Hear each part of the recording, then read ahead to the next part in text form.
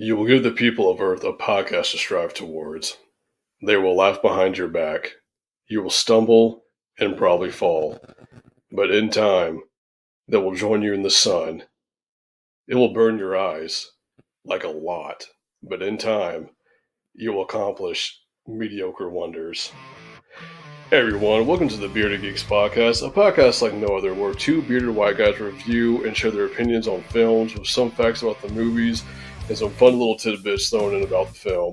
At the end of the review, we will give our final thoughts and our rating. I'm joined with my co-host and one of my best friends, Chris. What's up, guys? I'm Chris, Bearded Geek here. And I'm Daniel, the other Bearded Geek. So, Man of Steel. I would say you're more of the Superman fan. I mean, favorite DC character. He is. Right? I mean, I wear it on my hat. I mean, it's everybody sees it with me. I was born right when the original came out, so he's always been my hero. The Christopher Reeves one. Oh yeah. Well, Yeah, and we'll get into more of that, going into Man of Steel. But Man of Steel is what it is today. I think from knowing you and honestly through Smallville, we both love the show Smallville. I think I've seen Smallville like 3 or 4 times. Same. That might be an episode like far down the road of just reviewing over that. But I think Smallville gave me a much more of an appreciation for Superman because I think people's biggest problem with Superman is they see him, as he's called in the comics, a Boy Scout.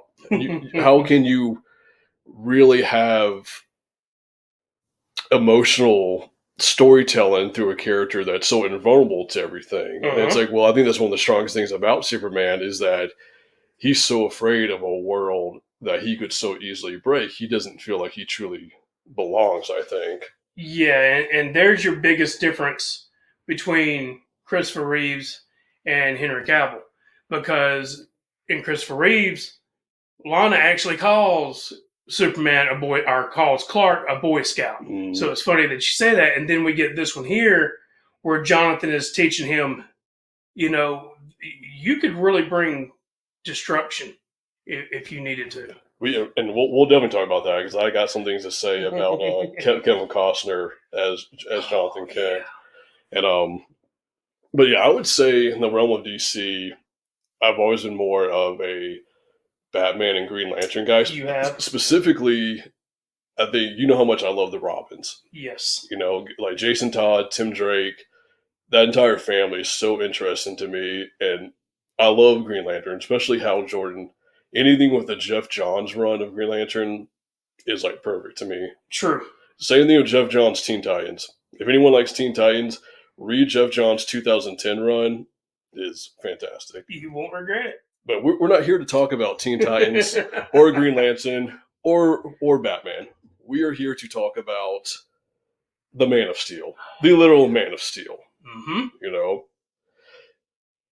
This movie, it's been 2013. Yes. 2013 is when Man of Steel came out. And we are looking at, I guess technically right now, about 12 years since the movie came out. It's not June yet for 2025, but it's close enough. Yep. And I definitely feel like there was a lot of controversy with this movie. I mean, I guess you could say that about Zack Snyder's DC just in general. But before we get more into that, there's so much to say right now about this movie. Let me go over just some of the first facts about this movie. Directed by Zack Snyder. Written by David S. Goyer and Christopher Nolan. I forgot that Christopher Nolan was on the writing staff of this movie. David S. Goyer, for anyone, he did the first Suicide Squad movie, or better, we're not crazy about that one, but he did do Blade. The first Blade movie. Yes. Can't wait to talk about that one at some point. Music done by Hans Zimmer.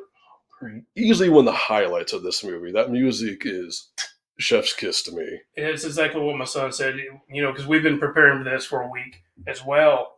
And my son watched it with me the first time for this rewatch. And he said the best thing about this movie is the soundtrack. And he's 19. So, he's spot on with your comment right there. This is our cast. We have Henry Cavill, Amy Adams, Michael Shannon, Kevin Costner, Diane Lane, Russell Crowe. I'm gonna butcher some of these names right here. Ante Trow, probably didn't say that right. Harry Lennox, Richard Schiff, Christopher Maloney, another one I'm gonna butcher. Ailette Zurer, and Lawrence Fishburne. Fortunately, most of the actresses in this have some tough names to say. I'm not very good at it.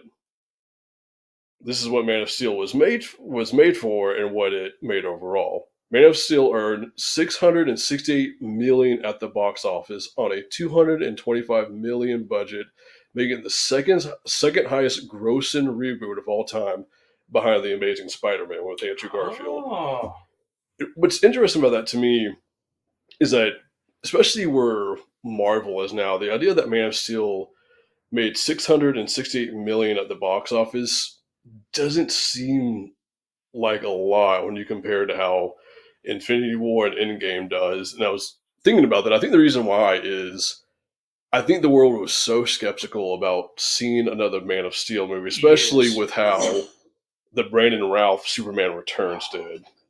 You Yes. know, Yes.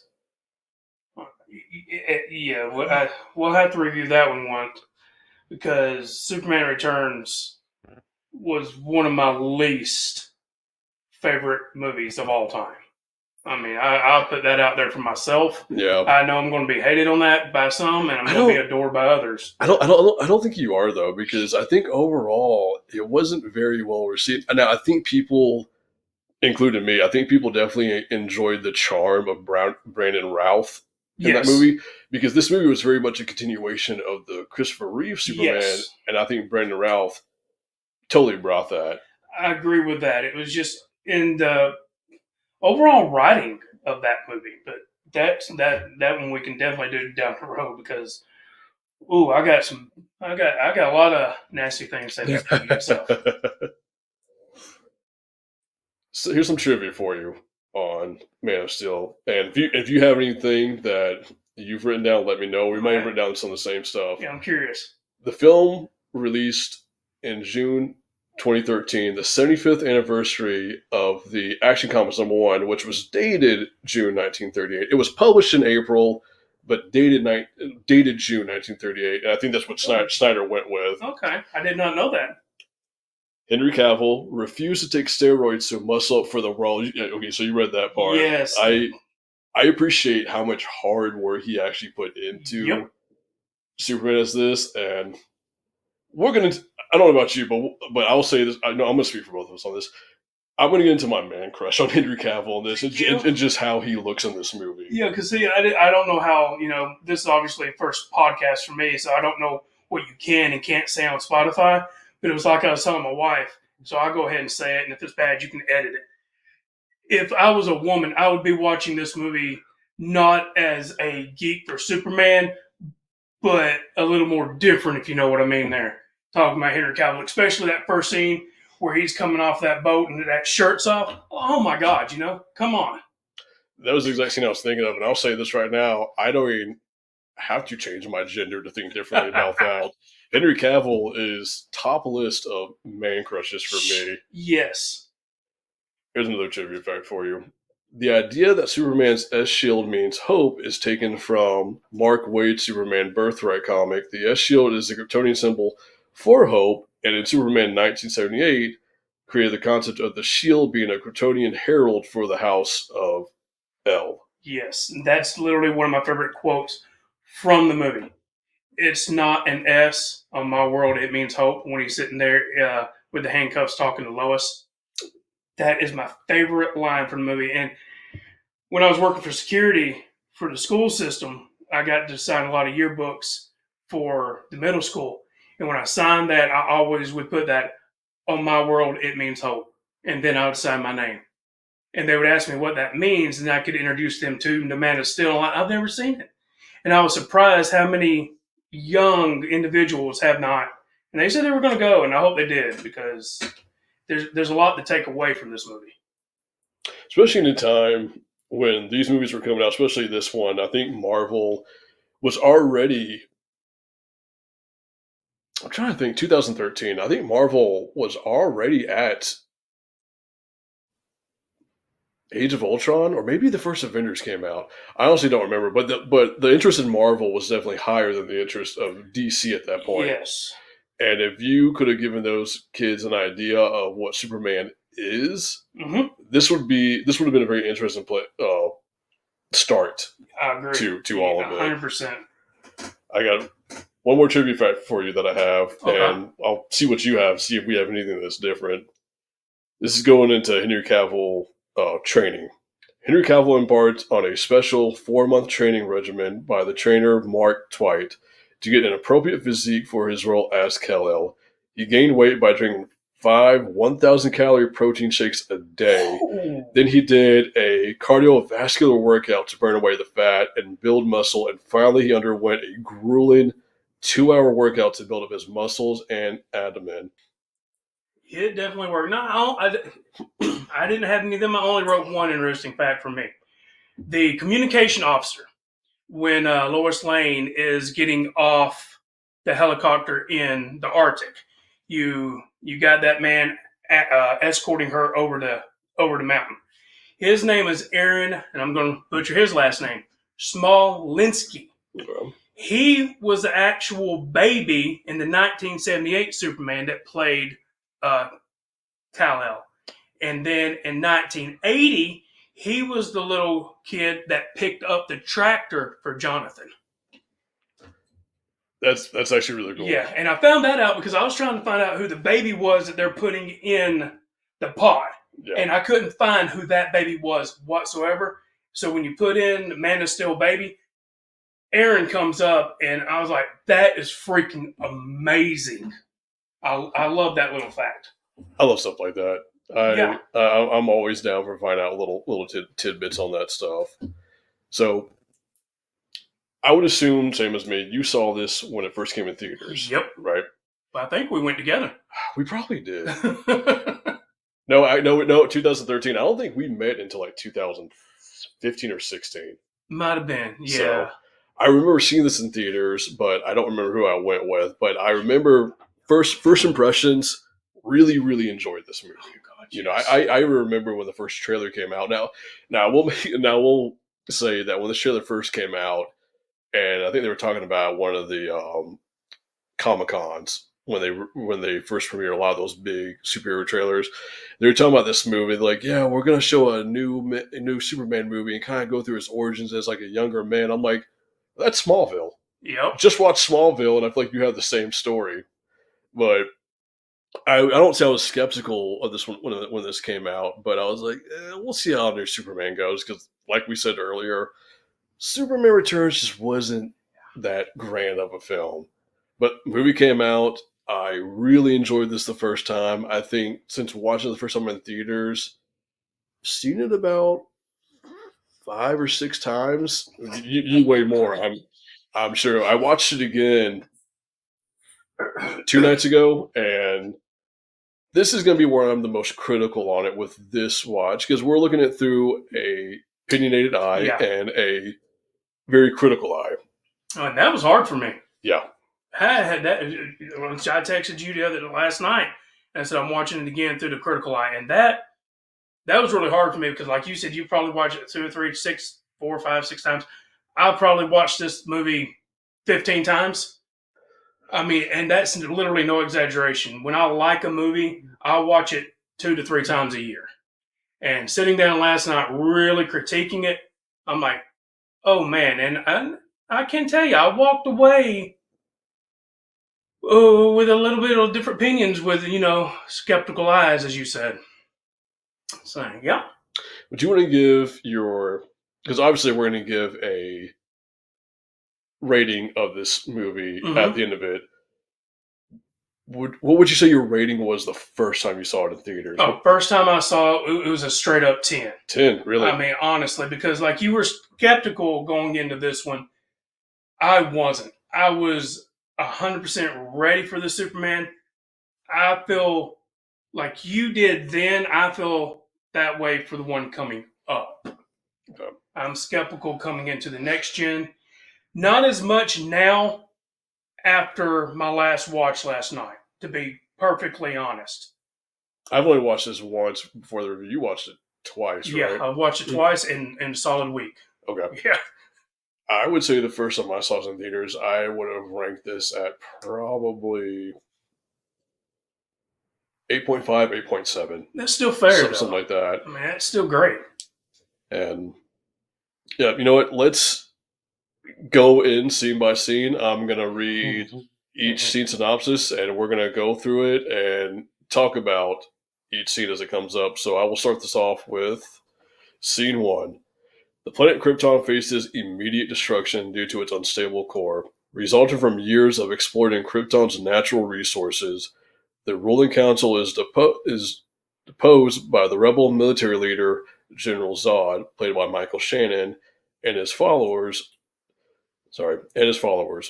Scientist Jor-El, played by Russell Crowe, and his wife, Laura, played by I'm sorry, it's not doing good with your name right now. I need to remember her name a lot better. Alette Zurer. I'm going to be butchering that a lot, but don't worry, she's not in the movie long enough for us to say it again. Yeah, she gets burnt to death. So bye bye. Anyway, Scientist Jor-El and his wife Laura launch their newborn son Kal-El on a spacecraft to Earth, infusing his cells with a genetic code to preserve the Kryptonian race. After Zod murders Jor-El, he and his followers are captured and banished to the Phantom Zone. However, Krypton explodes sometime afterwards, freeing them.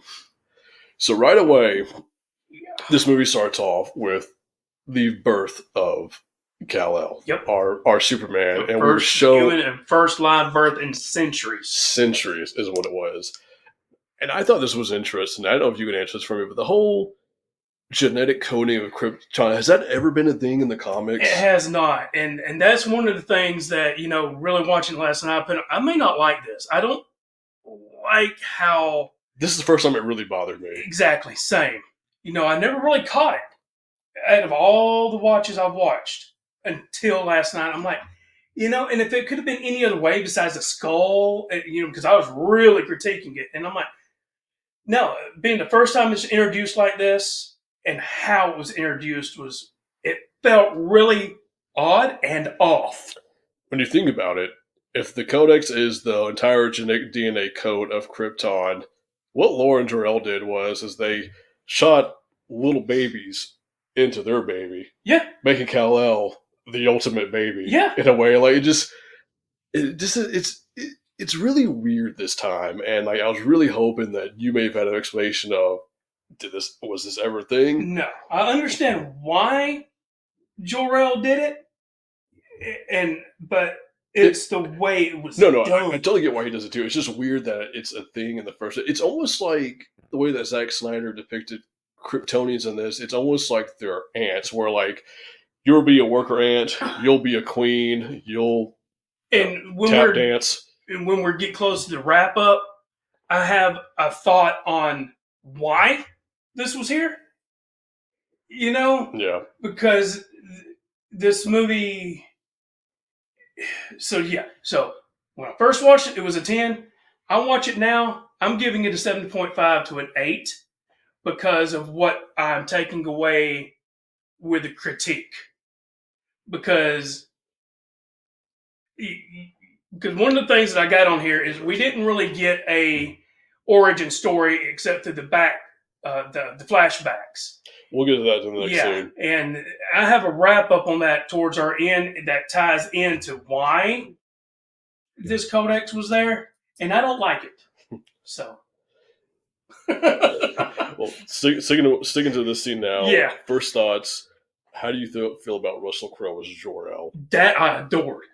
I adored Russell, but I love Russell Crowe anyway. Right. And one of the things that me and my son, once again, we were sitting there watching it. I said, he'll have no problem taking General Zod out anyway because he's been a gladiator. And Roy was like, huh? I'm like, he played Gladiator as one of my other favorite movies. Like, oh, that's right, because he ain't seen it yet.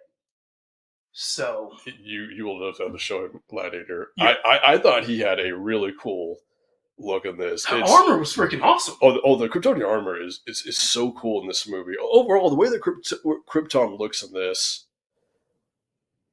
it's it almost kind of reminds me of, funny because this came out way before, but how the newer Dune films kind of look to me. And Yes.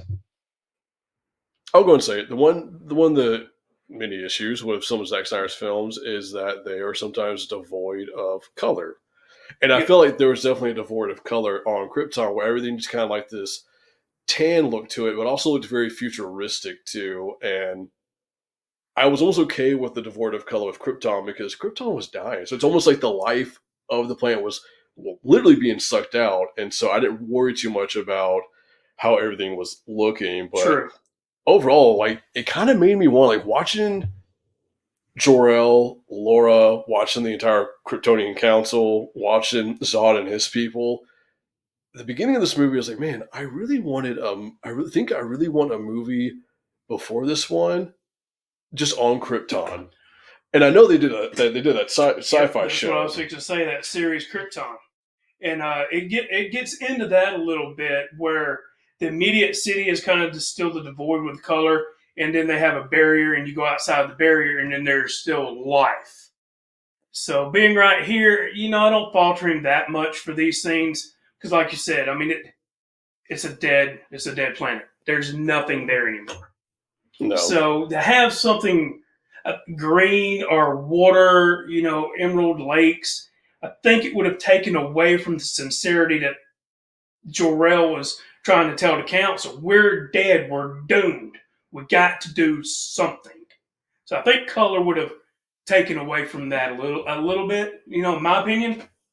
So if you open up a movie with the birth of life and also the destruction of your planet, I think it kind of works with that. yeah, You know,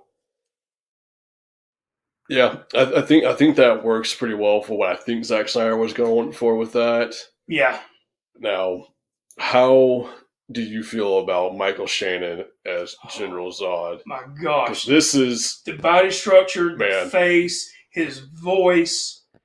Uh, and we only have really one Zod to go by, and that's in Superman 2 with Terrence Christopher Stamp. Reeves. And that's a totally different body structure, totally different voice, totally different atmosphere. And Michael Shannon, just his size alone, if I was on Krypton, he would have been a general I would have followed. Probably so. No, he's like right away.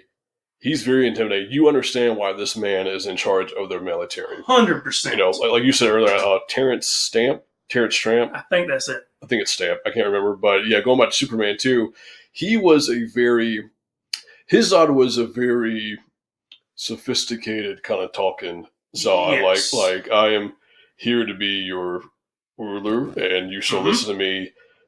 There's something primal about Michael Shannon's Zod in this. Like he is a force to be reckoned with, and Yep, and that gets into the later acts what his duty was.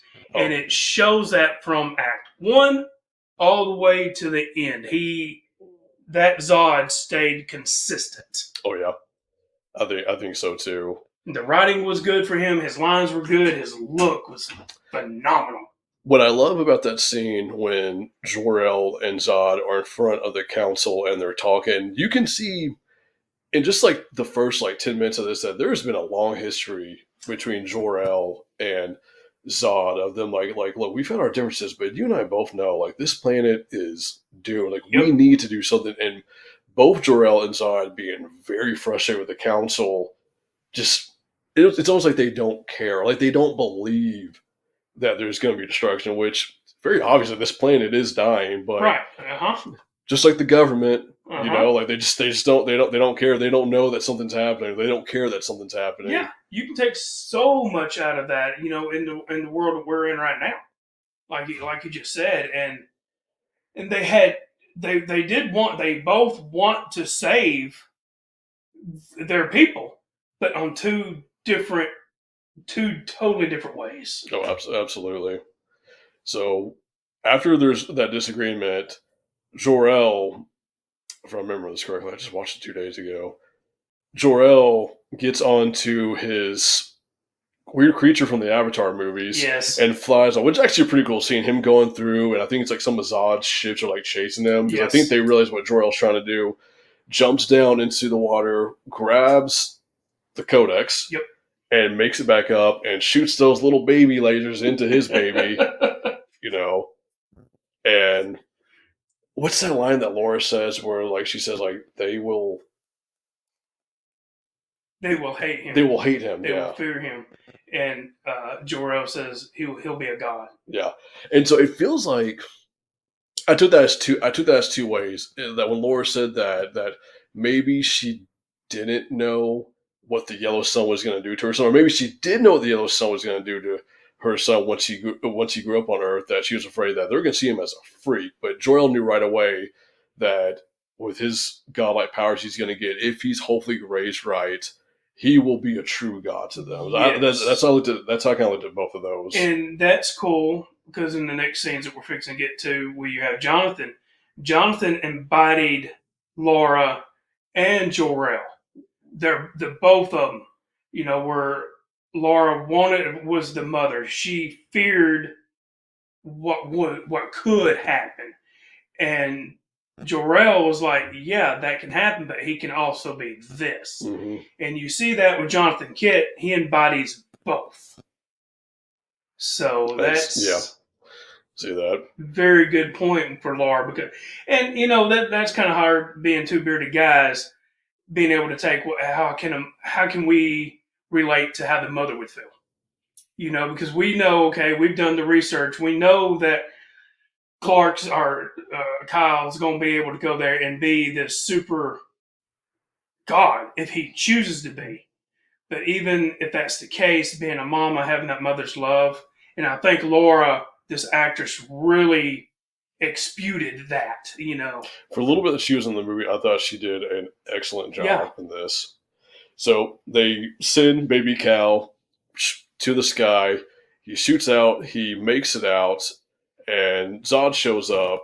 And he said, hey, where's that baby? Give me that baby. And he stabs Jor-El. And that scene when he stabs him, it's not the stab that gets me, but it's the way that Russell Crowe's body just drops when he falls down. Yeah. It's just like, I mean, just dead stone, man. Like you're gone. And then he's like, "Where's the child?" And Laura's like, "Gone, bro. Yo. Sorry."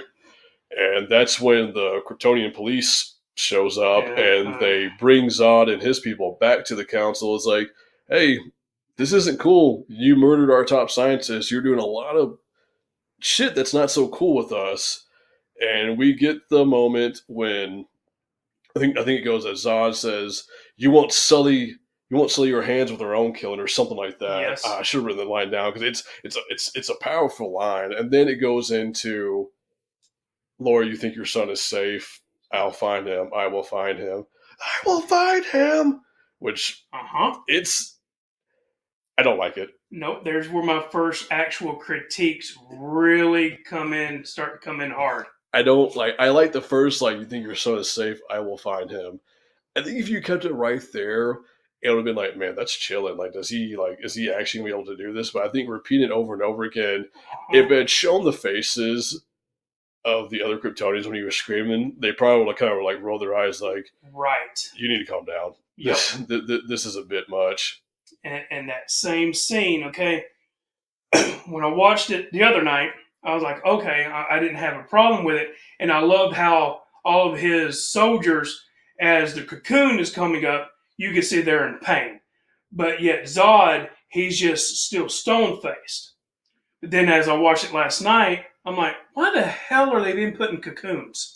Can I be a child and say that those cocoons looked more like penises? Thank you. Okay, so it just wasn't me. No, watching it again, I'm like, why? I hate these cocoons now. They're so phallic looking, and I don't know why that was the choice to make them look like that. And then they just, space penises just shoot up into the Phantom Zone. Well, shoot up into the ship that goes into the Phantom Zone. Yeah, which was that was my first real critiques of this movie. Really start for this podcast. Parts,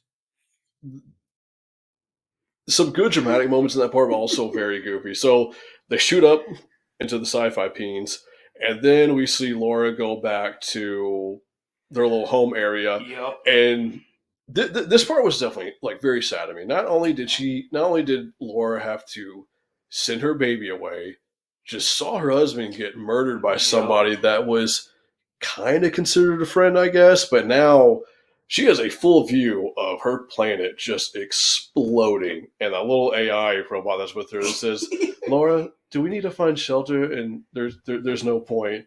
And very very sad scene. But I almost wish like when the explosion was coming, the AI robot went goodbye and just boom and just exploded. And as the planet explodes, we see Kal-El's ship flying through the sky, and then a hard cut to an episode of Deadliest Catch. Yep. This is where my critiques definitely starts big time, is that really watching this with a critical eye, I thought this movie had some really hard edit cuts in it that I was not crazy about. 100%. 100%. However, going into this next scene, though, it shows how new our Superman really is. He's never been a hero. He's never tried to be. He's being a hero sporadically, when it comes up. But as the oil tanker's on fire and he's holding that tower back that's falling on the helicopter, that's the first sounds we hear from Clark. That just he is giving all he has at that moment just to keep that up. Because he's never had to use his powers so much. Used them before. So I like it and I don't like it. I feel the same way. Starting that off, we will go into that with scene 2. Through a series of flashbacks, we see Kal-El is raised as the adopted son of Jonathan and Martha Kent, who name him Clark. Clark's Kryptonian physiology affords him superhuman abilities on Earth, which initially caused him confusion, but he gradually learns to harness his powers to help others. Jonathan reveals to a teenage Clark that he's an alien and advises him not to use his powers publicly. Fearing that society will reject him, after Jonathan's death, an adult Clark spends several years living a nomadic lifestyle, working different jobs under false names, while saving people in secret, as well as struggling with the loss of his adoptive father. Yep. So, as you were just saying, when this starts off as the Deadliest Catch episode, which I thought that was funny the first time I realized this, that is a great scene of seeing Clark save those people from that. It's an oil tanker. Yep. And what a great shot that is of him just crunching that steel door and just standing there, just fire all over him, telling them to get out. Yep. And I had an interesting thought about, he's on the boat. They see the tanker out in the distance. It's on fire. At that moment, Clark's not flying yet. Nope. So do we assume that he jumps in the water and just speeds? That's what I believe, okay. Yes. That's what I think, too, because I think later on is supposed to be the first time he actually really, really flies. Yep. But I love that scene, too, of him holding up that steel. And I think for some people, they probably thought that this scene was stupid because, he's Superman. He should be able to do that. I'm like, yes, Superman should be able and can do that. But as realistic as you can take this movie, and I think that's what Snyder was trying to do, was to give some realistic moments in a movie about a godlike hero, is that this is the first time that Clark is really using these abilities, and it might be a little too much for him at first, or he's not really understanding how my strength to balance ratio really works in a way. At least that's how I see it. I like that. I like that theory a lot. And one thing I always talk about whenever I'm talking about Superman is only as strong as Superman has to be at the time he needs to be. So, Superman is ultimately limitless with strength, but he don't have to use it. And never using it, he didn't even, I don't think he even knew what he could do at that time. No. And we can see that in later scenes once we get into the dogfight with the bullets and all that. And that's where how things adapt. That's where I'll have a lot to say there too. And again, that's going to go into some stuff that a lot of people did not like Man of Steel, but I think you need to read a lot between the lines on some of this stuff. But so Clark, he saves the tanker, and then he falls into the water, and there's a bunch of whales there. And what's funny about later, Zack Snyder said that was Aquaman that brought the whales to Superman. Just like, hey, I think there's a guy up there. Why don't you go there and like try to save him? So that was a funny little thing. Just like it was like, oh yeah, no, it was Aquaman. Whatever. Like it's just Yeah, and Wells being so peaceful, that was such a stoic, the right word, with him laying there almost lifeless, and you just hearing the Wells talk to him. It was that was a peaceful. little awkward for me. How did you feel how they handled this, where they go between showing present time and then the flashbacks of him growing up? Do you wish that once they did that cut from Krypton exploding, that they went right to the child stuff, or do you like that they kind of intertwined present and flashbacks? I like the flashbacks. Okay. I think he did really well with the flashbacks because, I mean, Kevin Costner, he wasn't the star. Kevin Costner was not the star in Man of Steel. No. And my God, Kevin Costner is a star in anything he is in. I love the man. He is one of my favorite actors of all time. So I think if it would have went into a 25 or 30-minute drawn-out, small origin story, I think it would have pushed Jonathan Kent a little overboard, Yeah. if you will. So me personally, I like the flashbacks and being told through them. I went back and forth on that. I when I watched this again a couple nights ago, I was like, man, I kind of wish they had stuck to showing it in chronological order. But talking about it now, I think the flashbacks do kind of work in a way to show where he is in his nomadic lifestyle now, and then showing flashbacks of kind of like where you got there.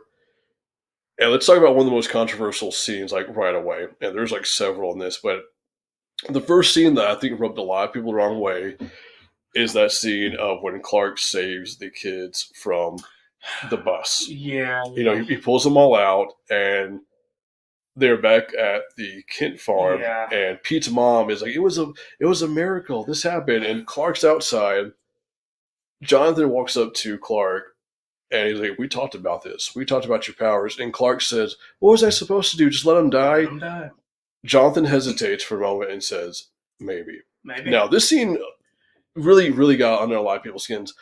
I really, really looked at this scene from Jonathan's eyes. Yep. I don't think he was saying that to be morbid, but he was really, really thinking about the controversies and what this would mean to the rest of the world if they saw what his son could do. And I think Jonathan was just being very protective. And that was probably a very hard thing for him to answer. And I think that's a real positive on the realism of this, that what would you do in that situation like that? Would you want your son to expose himself at a young age like that, knowing that the world is probably going to look at him as a freak? Or are you willing to have other people sacrifice to make sure that your son is protected? Exactly. And I really try to look at this at both sides. And I think I'm going to go with the side is that I don't think Jonathan was in the wrong for saying that. I don't think he was either. I think as a father, I would have said the same thing to my son.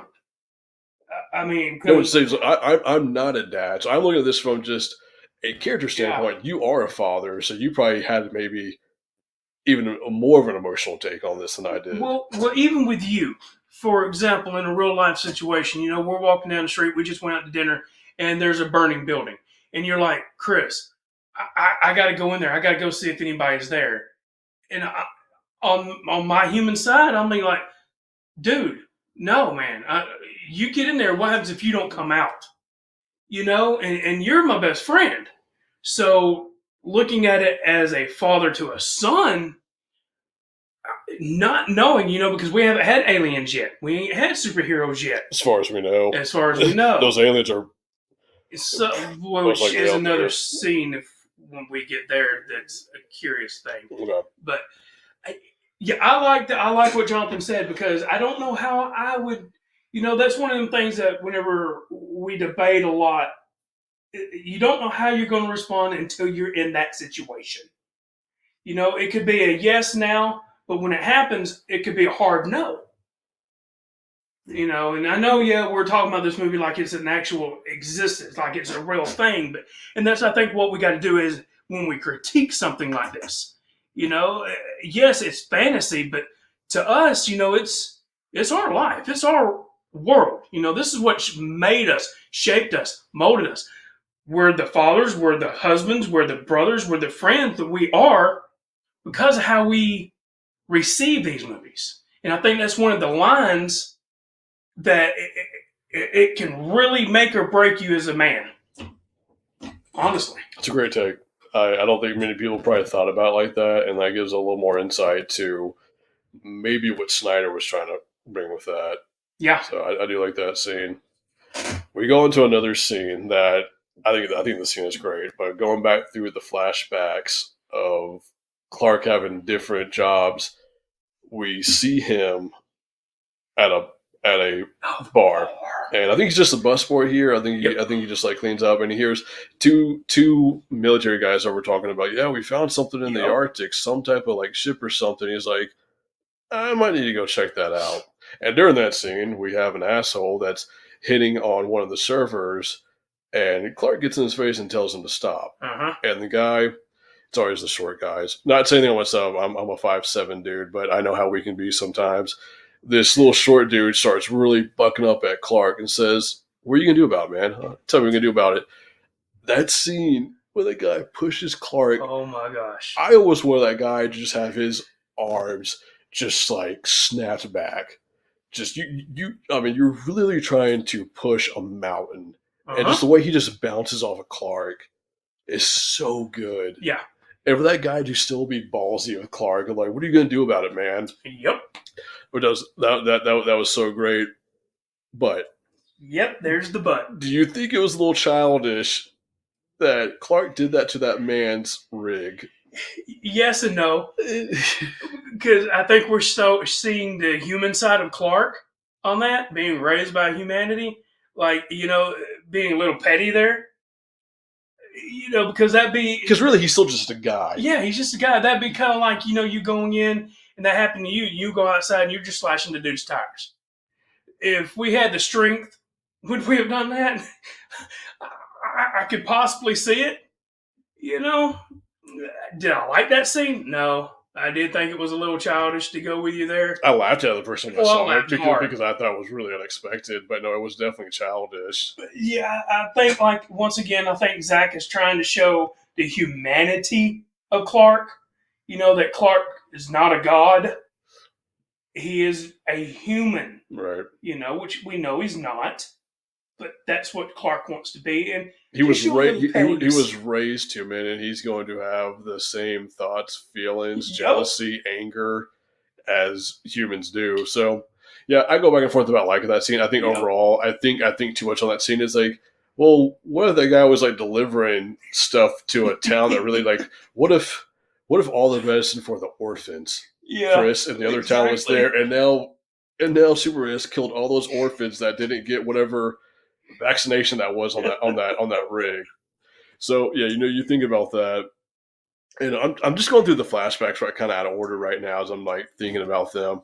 But the other scene that I think the scene pissed me off the most, one of the things that pissed me off the most is Jonathan he brings him to the barn and he shows him the ship that he came in on. And he's like, you're our son, but you're adopted. It's a very emotional scene of like, oh, it's like, where do I belong? Like, am I even your son? He's like, you are my son.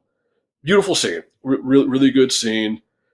Like, I think Costner does a very good job in this.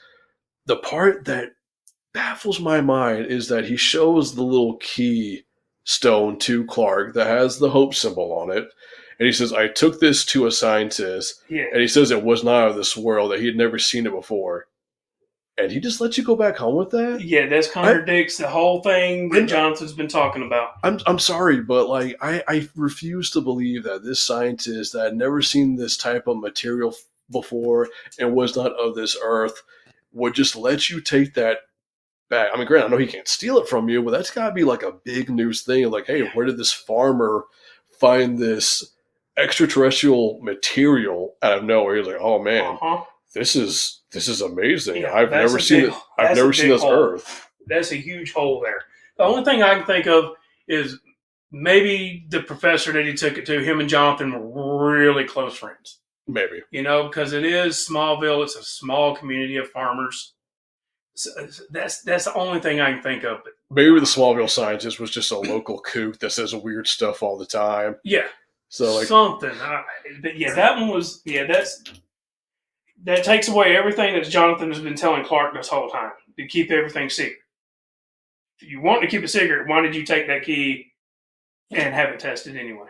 It bothers me, but we're not on that scene for a long time. So continuing on with these flashbacks, we go to definitely another one of the controversial scenes. I feel like I'm gonna be saying controversial scene a lot in this because there's a lot of scenes in this that people don't agree with. It gets worse. We go to the next one that a lot of people have said that, man, this almost really ruined the movie for me, or maybe hate the film. And it's the scene of Clark and Jonathan in the front seat, and Martha Kent, played by Diane Lane. Not really much time to mention her. Diane Lane doesn't really get as much screen time as I think she deserves in this, but they're going down the road, and Clark is bitching, complaining. He's like, I don't want to be a farmer. He's like, farming's been in our generation for over 4 years. He's like, well, I'm not even your real son. Yeah. They go that whole bit, go down the road. They see a twister come in. Jonathan gets out before Clark could really say another word to him. They get everyone to come over, and we all know the scene. Jonathan runs back to get the dog, which, major hero. We're both dog lovers here. Right. So you grab the dog, you got to grab the animal. He gets the dog out. Truck gets flipped up, comes back down, and now he is stuck because his leg's been crushed. Clark is looking across the road at his father, and Jonathan raises up his hand, and Clark knows exactly what that means. Now, this scene is emotional and kind of silly. I'm going to say this scene is hard to not be mad at, because that scream that Henry Cavill gets as he watches his dad get swooped up by that tornado, is you really, excuse me, you really feel for him. And I think Jonathan's sacrifice I think he was trying to be noble, because he loved his son so much that, just like that scene with the bus, he was not ready for the world to know who Clark was. Mm-hmm. But I'm sorry. I think if I was Clark, I don't think I would have obeyed my father right there. I think I would have just speed through it. And at that point, maybe Clark didn't realize how fast he was, or even if he had sped through, what if he went right through his dad? So right. I started saying this stuff thinking I'd have a point, but I think I'm still left up in the air if I think this is a good scene or not. Yeah, and I have mixed feelings about it as well. Because one, I like it better than the heart attack from the 1978. Ooh. Jonathan dying Okay. on the driveway. Okay, I'll say something after you finish your To me, when I first saw it, that was very emotional. We have a Clark that's still in high school, and seeing his father die and not know what to do as a man now. And then we have Man of Steel, where, like you said, Jonathan puts out his hand and does the noble sacrifice. As a writing, I like that better, especially being in Kansas with the tornadoes and all that they have. And I'm with you. Even if Clark didn't know how to use all of his powers, he still could have been fast. Jonathan could have been fast enough to get far enough, and Clark, just being a human, get close enough to where they could at least hold each other and maybe roll under a car and hide the super strength that Clark had. I didn't really think about that, because maybe he would have been fast enough that people wouldn't have noticed and leave. Right. But then again, I think what makes it hard is that Clark's in front of everybody. But and I think it might have been, I don't know if Zack Snyder, if this was even in his head, but it kind of makes my mind go back to a little bit with Smallville, when Clark rescues Lana out of the tornado, and she actually notices him. Mm-hmm. Yeah, I know exactly. And that puts a little a distance between them two. So maybe it was a little nod to that. I don't know. I can't get into Snyder's brains, but it was interesting that you brought the fact about you like this better than the heart attack from the original. I'm going to disagree on that. for the simple reason that I think that the heart attack one is a little more powerful because it shows Clark that no matter how powerful or strong he is, you can't save anybody or everybody when something like Yeah. that hits. That's true. That's just how I kind of look at it, and I think that scene was handled very well with John Schneider in Smallville when he played Jonathan Kent. There's gonna be a lot of Smallville talk and there's a different take in the one that happened with John Snyder in Smallville in 1978 because, and I guess it's odd for me for 1978 because Clark is still a teenager with very old parents, and then Smallville and Man of Steel, you got different age parents. You know, they're a lot younger. So a heart attack right here with Man of Steel would have been really odd with this Jonathan. I think, yeah, probably so. I think it was handled the best in the Smallville one because if I'm remembering the scene, Lionel Luthor shows up to the barn and tries to blackmail Jonathan, and Jonathan beats the shit out of Lionel, and I think Lionel makes it out, and that's when Jonathan has a heart attack, and Clark comes to him, and Clark holds him as Jonathan passes. We're going to have to do like a top 10 list of favorite episodes of Smallville at some point. Man, I can never stop talking about that show. It's great. It's a good show. Moving on to scene 3. Clark eventually infiltrates a scientific discovery of a Kryptonian scout spaceship in the Arctic. Clark enters the alien ship and allows him to communicate with the preserved consciousness of Jor-El in the form of a hologram. Lois Lane, a journalist from the Daily Planet who was sent to write a story on the discovery, sneaks inside the ship while following Clark and is rescued by him when she is injured. Lois's editor, Perry White, rejects her story of a superhuman rescuer, so she traces Clark back to Kansas with the intention of writing an expose? No. Mm-hmm. After hearing his story, she decides to not reveal his secret. Not to reveal his secret. Yep. So, this is our introduction to Amy Adams as Lois Lane, and I think she's okay. I don't. Thank you. Thank you for saying that. I don't think she's anything spectacular. I think she's kind of sleepwalking through this, man. I'll be honest with you. Like I will give props here for her character as Lois Lane. Yes. As we know Lois Lane from the comics and the old cartoons, Lois Lane is like one of the top reporters. Yep. And getting to the end of that scene, I am not mad that she actually figures out that Clark Kent is this godlike hero that people have had stories about from a lot of the jobs that he's done. Her figuring that out in this first movie, I think is completely okay. Yes. That's one of the strong points of her character. I think overall attitude, that's not the Lois Lane that I know. Lois is a very in-your-face, take charge, very snappy, very sassy kind of person. That's who she is to me. I'm 100% with you, and my family disagrees with me. They loved her in Man of Steel. Oh, I don't hate her. I just think she's just, and I think that was part of her writing. She wasn't. She was never meant to be the main focus, so they wanted her to be a shadow because she really comes out in BVS. You know, because if it wasn't for her. I do think she's a lot better though. You know, and I think a lot of that was the writing with her. Her acting was what she was given, and I think that's the case with her.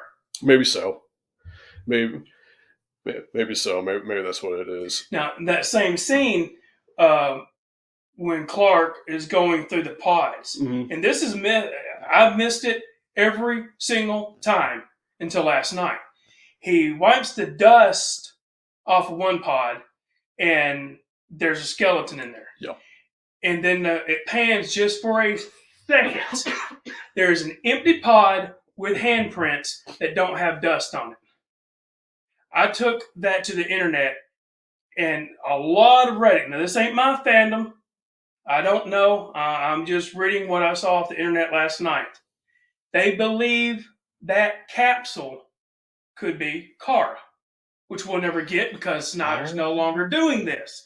But if you go back to that scene, right when Clark wipes that dust off and you see the skull, it pans over for like a second. There's an empty capsule and there's a handprint on it where somebody got out of that capsule. Aren't we told that ship was there like 18,000 years ago? Yes. So now I'm even more confused Exactly. about But we got to think maybe she was in a hyperbolic, maybe it was a hyper time chamber or that. Hyperbolic something. time, yeah. Yeah. Some Dragon Ball Z shit. Yeah. And the skeleton got cracked, and that's why it died. But because of all the drilling and all that, or maybe as Clark is coming down with his eye vision, it awakened her, and she got away. And he didn't. Don't know, but Reddit really believes it could be Kara. That's a good one to go back and actually stop right there. Like, again, wow. I swear I heard something about that ship, that being one of the scout ships that was there yeah. 18,000 years ago or something like that. So I'm going to stump that theory and say possibly not. It's still a fun idea. Yep. So it's not bad. I love this scene when Clark is walking through that ship, and I think for this universe, I think this ship is really supposed to become his Fortress of Solitude, right? That's what Roy was thinking too. Yeah. He says, "Isn't it his Fortress of Solitude?" And it possibly could have been, but in later acts, that ship's destroyed, and then the very last scene, when he destroys the drone, which we can get there. He says, "You're not going to find where I had my cape." Cape. Yep. So I think it could have been, and then there might have been a change there because at first we didn't know that's where not embryos. There were still clones there in that ship that were still alive and functional. Okay. So even if that's where it really gets, the writing gets shoddy. It gets real shitty. Because like you said, if the ship's been there for 8,000 years, how did somebody just get out of that capsule? If that ship's been there for 8,000 years, how are them babies in them pods still functioning? So that's where, and at that scene is where this movie really starts to take a left turn. I really don't have an answer for that. Oh man, you really got into that. I was just to go into seeing Jor-El again was kind of cool. I really loved the hologram of Jor-El. I think that's such a cool AI system, if you will. And I love Clark really seeing his biological father for the first time. I like that. And Jor-El kind of telling him it's like, you are Kryptonian. Like, I'm your father, your mother Laura. He talks to him about the world that was lost and talks to him about General Zod. And I think this is such a great scene, especially for Clark to be like, finally, I'm actually getting some answers here, like some real legitimate answers. And as they're walking, they're talking about, who Clark actually is. And, I think Jor-El says, you are of two worlds. You are my son Kal-El, but you are also Clark Kent. Yep. I'm very proud of the man that you become. And then a door slides open and we get our first look at the Superman suit. Yes. I think, for the most part, it is an okay suit, but really watching this time, I am not crazy about the black paneling stuff on the wrist and on the sides of the suit. And I cannot remember if that's there too in Batman versus Superman, but I am not crazy about just that weird side paneling on the ribs. I don't like it. See, that's my first disagreement with you. Okay. I love that suit. You wouldn't change anything about it? No. See, I'll die on the hill. We're done with the underwear on the outside. I love the suit. Well, Jane's going to have something to say about it. I know. And I'm going to go into this new one the same way that I went in this one. I'm excited for it because I am a freaking... He's my hero. Yeah. No. Oh, God, I love the suit. This is also a part where, as I was talking earlier, about some of the Snyder films kind of being devoid of color. The moment of the suit, it's a great scene. He steps out. You hear that narration that Jor-El gives about, people stumble behind you, but in time they will follow you. And he takes his first flight, jumps up. The Hans Zimmer music is playing. Mm-hmm. It's a great scene. But as I'm watching it, I'm like, man, I need more color in that suit. I know it's blue and red, but I think it's just the gritty style that Snyder likes to make his movies because you watch 300. I think even Watchmen. Oh, Watchmen's very dark. It is for a movie that has color in it. It still just feels like very, very. It's just not vibrant. Snyder's films are never vibrant. But to give Watchmen a nod there, though, that one you really couldn't be. Even if you watch the animated version of the Watchmen, it's still dark. You have your moments where a color pops, but Yeah, for that world, yeah, Watchmen needed to be dark. But with the suit that you're talking about, devoid of color, even though it's blue, to go back to my second favorite suit would be the black suit. oh, easily, hands down. And that has no color but white and black. It's such a cool suit, though. But I like it for the reason for the VVS, because VVS is true. We'll get. We will. One Day we will. That. We won't go in But- there. If I can say something about Superman Doomsday right now. Sorry. Well, you talking about from the movie? Movie. I'm talking about the comic. Oh my god. So just to the say death something. of Superman is So good. But just to talk about what came after the death of Superman, when Clark shows back up with the longer black hair and the black and silver suit without the cape, I think that might be my favorite suit, and I wish he had kept that suit on in the comics for a longer time. Yep, and he should have. But still great suit. I can already tell. When we get to it, we're gonna have a lot to say about Batman versus Superman. Oh yeah. So especially now, probably so. So as these scenes go on, Clark discovers his ship, discovers his suit, and all that. And in between all this stuff, because I'm kind of doing these, I know I'm reading the synopsis of these scenes, but it's hard to remember everything in order. But basically, Lois Lane shows up at the Arctic because the scientists are there. They know that she's the top reporter, so they want her to go in there and try to figure out what this ship is. She goes in there. She is severely injured by the security system of there, those little floating robots, and that's when she first sees Clark. Yep. Has no idea who he is yet, but he grabs her and he says, "This is gonna hurt." And that scene kind of, man, I was thinking to it, getting cauterized by laser vision or heat vision, if you will, it's gotta hurt, right? Oh god, yeah. Like him saving her and just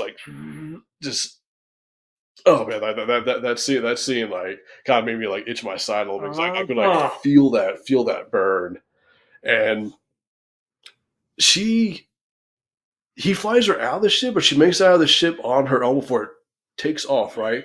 Because yeah, I'm going kind of out of. It's not really explained because you see the ship go up out of the mountain, and then you see I'm just so weird. Lois on that little ice patch, and the military picking her up. That's right. I told you this out of order. Clark's on the ship first. Lois gets there. She gets hurt. He helps her. He takes her off the ship. The ship activates. Then it flies off onto another side of the Arctic, and that's when Jor-El comes out. Yes, I had that completely backwards. Yeah, Jor-El comes out when he comes back and was telling his mother very pridefully, like you said earlier, when he finally met his father, telling her, "I met my people." That would be cutting into the next scene with Zod. We'll definitely get to that one. Yep. I think in this one I'm gonna go into Lois. She gives her report and she brings it back to Perry White, played by Lawrence Fishburne, and I would say Lawrence Fishburne's got some style. I know. Oh my god, yeah. I know you have started wearing them some, but I think I want to get into wearing some suspenders. Man, I'll tell you what, that look of Lawrence Fishburne, and he's a big guy too. I mean, he looks good in this movie. Lawrence Fishburne, he's got on that nice striped button down and those suspenders. I was digging that look. Yeah, I was really digging that look. I was like, man, I think I want to start getting into to some suspenders myself too. And he's a big guy. I mean, he's got some broad shoulders. Oh yeah. I think right away, and just for a little bit of screen time, I think that the relationship between Lois and Perry is really great. You can tell that these two have been working together for a very, very long time. Now, Perry's hard on her. He's always been a bit of a hard ass, but he knows that Lois can definitely take it.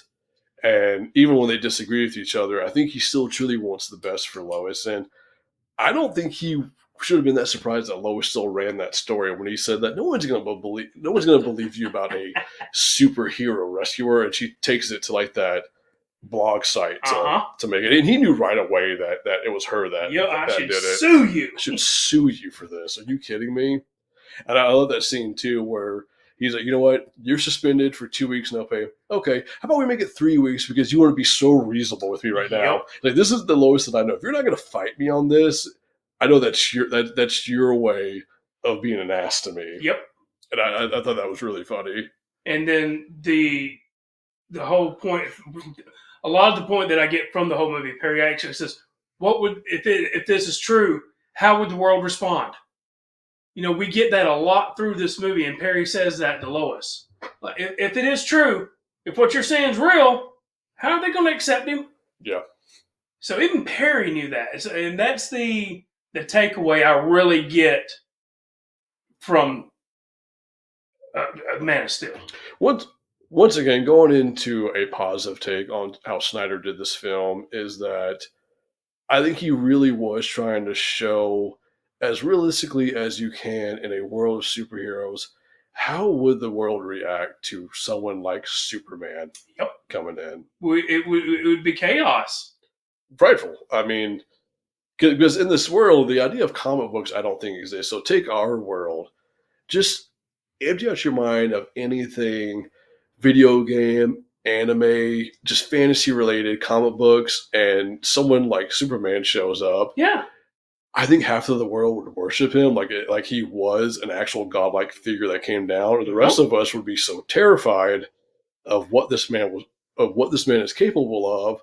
And that's where Bruce Wayne comes in Batman versus Superman, and we'll get into that too. Yep, and you can look at it in our real reality. How no comparison, obviously, but the way we are with AI right now. Some are like, this is the best thing ever, and some are so fearful. And if we're afraid of an AI, I can only imagine what a Superman or a Green Lantern or a Hulk, any of them. Hulk would be terrified. We would not. It would not go good. No, it would not. I think I'm going to end these scenes we've been talking about until we get to the next segment of scenes on the one that you brought up earlier when he goes back to Martha and he tells her that I found my people. And you see that he's so happy. There was a sense of, I think, sadness on Martha's face when Clark said that, because I think she was almost afraid of what that meant. Was Clark going to leave now that he found his people? Was this it? Now that he found out more of who he was, did he even still see her as his actual mother? 100%. And then that's how I took that scene. And I know y'all can't see me, but as he's talking here, I'm sitting here nodding. 100% agree with that. Because you see that on her face, and she's such a great actress that she can show that emotion in just the way her face reads. 100%. Yep. Diane Lane is really, again a character, actress that doesn't have a lot of time in this movie. I guess really a lot of lines. I still think Diane Lane does a really good job. Too. Big props to Diane Lane and Kevin Costner as the kids in this. All right, moving on. Scene 4. Zod and his crew seek out other colony worlds and eventually follow a Kryptonian distress signal sent from the ship Clark discovered on Earth. Zod demands that humans surrender Kal-El, who he believes has the Codex, in return for peace. Clark agrees, and the U.S. military hand him and Lois over to Zod's second-in-command, Faora. Zod reveals that he intends to use a terraforming world engine to transform Earth into the new Krypton, eradicating the human population in the process, and use the Codex to repopulate the planet with genetically engineered Kryptonians. After Clark and Lois escape Zod's ship, Clark defeats Faora, convincing the military that he is an ally. Zod deploys the world engine and initiates the process in Metropolis and over the Indian Ocean. There's a lot to take in there. Big stuff. Big stuff here. Don't know if this will be in order or not, but one. Which we're trying. We're going to say this is that we're going off a lot of memory on this, so a lot of this stuff is not going to be in order, just mainly what we kind of remember. Why did Zod want Lois on the ship? For starters, no reason given.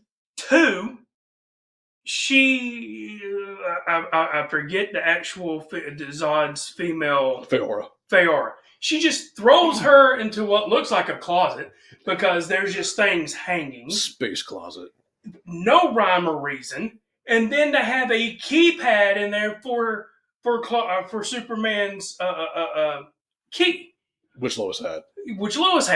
None of that makes sense at all. I was on the same page with you at first with that, but then I think I remember this watching on this last tape, but the reason why Zod brought Lois Lane onto the ship is he had a feeling or figured that Lois knew more about Superman than she was letting on, because she did know his identity as Clark Kent.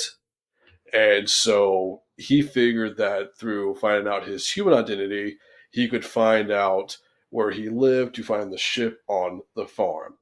But it's not just full on told you right there. Right. Now, my big problem with that whole scene of when they get onto Zod's ship is that you see that they're going up in the sky and Clark starts like coughing and Zod's like, he can't handle the atmosphere change of the Kryptonian structure of the ship.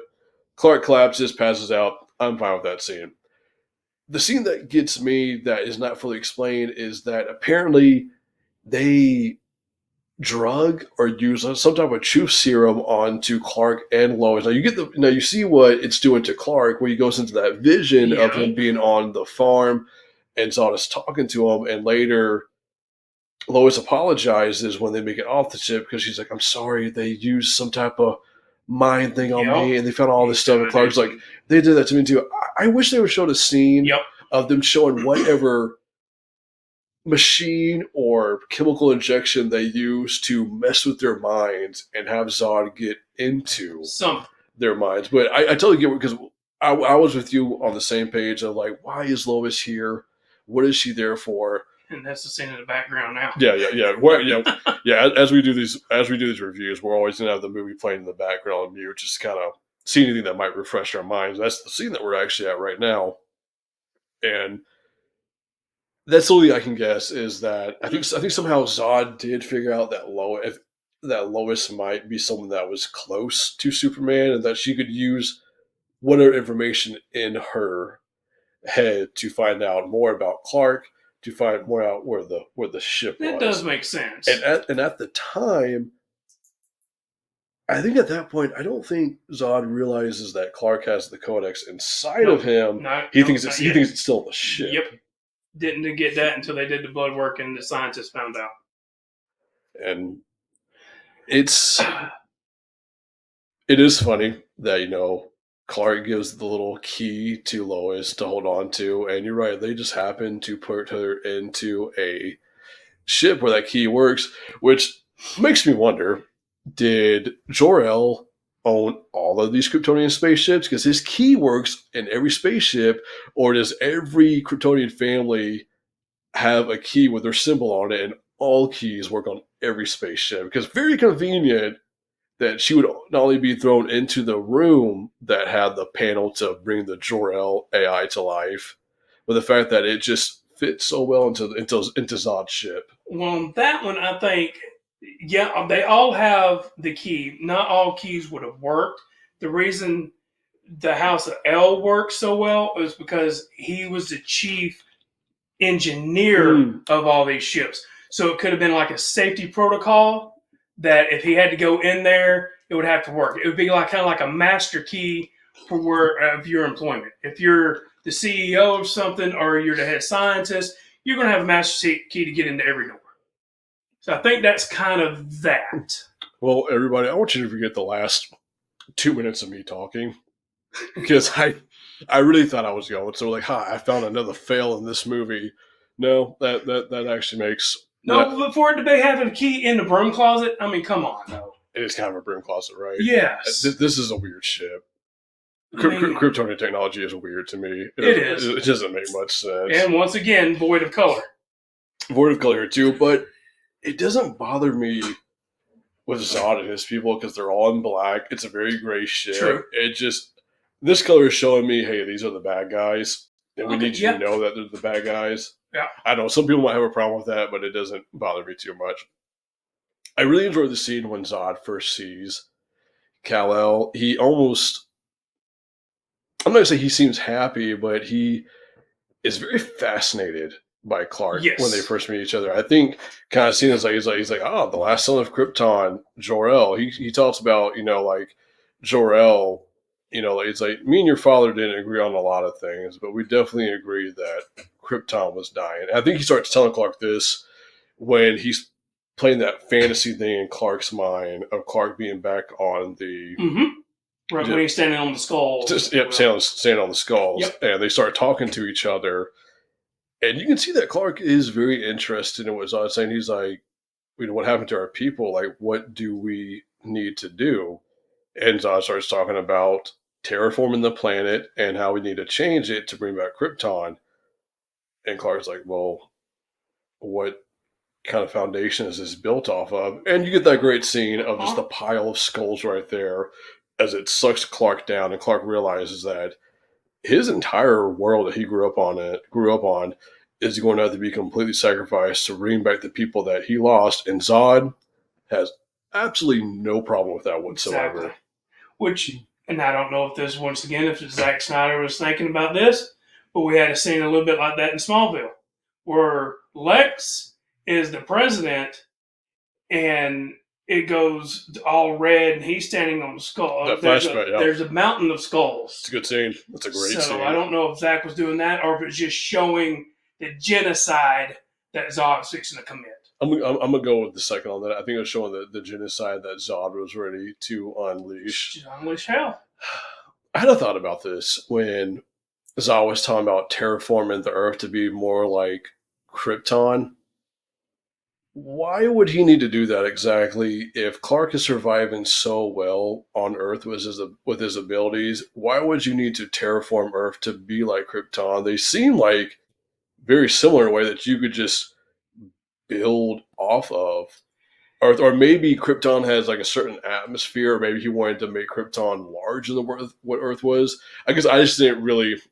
And yeah, I'm probably very stupid here. I guess I just didn't really understand why the terraforming needed to happen if we know for a fact that a Kryptonian could already survive on Earth. And I thought about that, and my first thought was because as you're popping these clones, if you will, babies out of the pods, they wouldn't make it.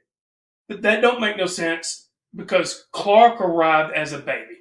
And Martha makes a comment that we were afraid that you were going to die in the first couple of weeks that we had it. That's right. So that's right. She does mention how sick he was at first. And Clark still made it.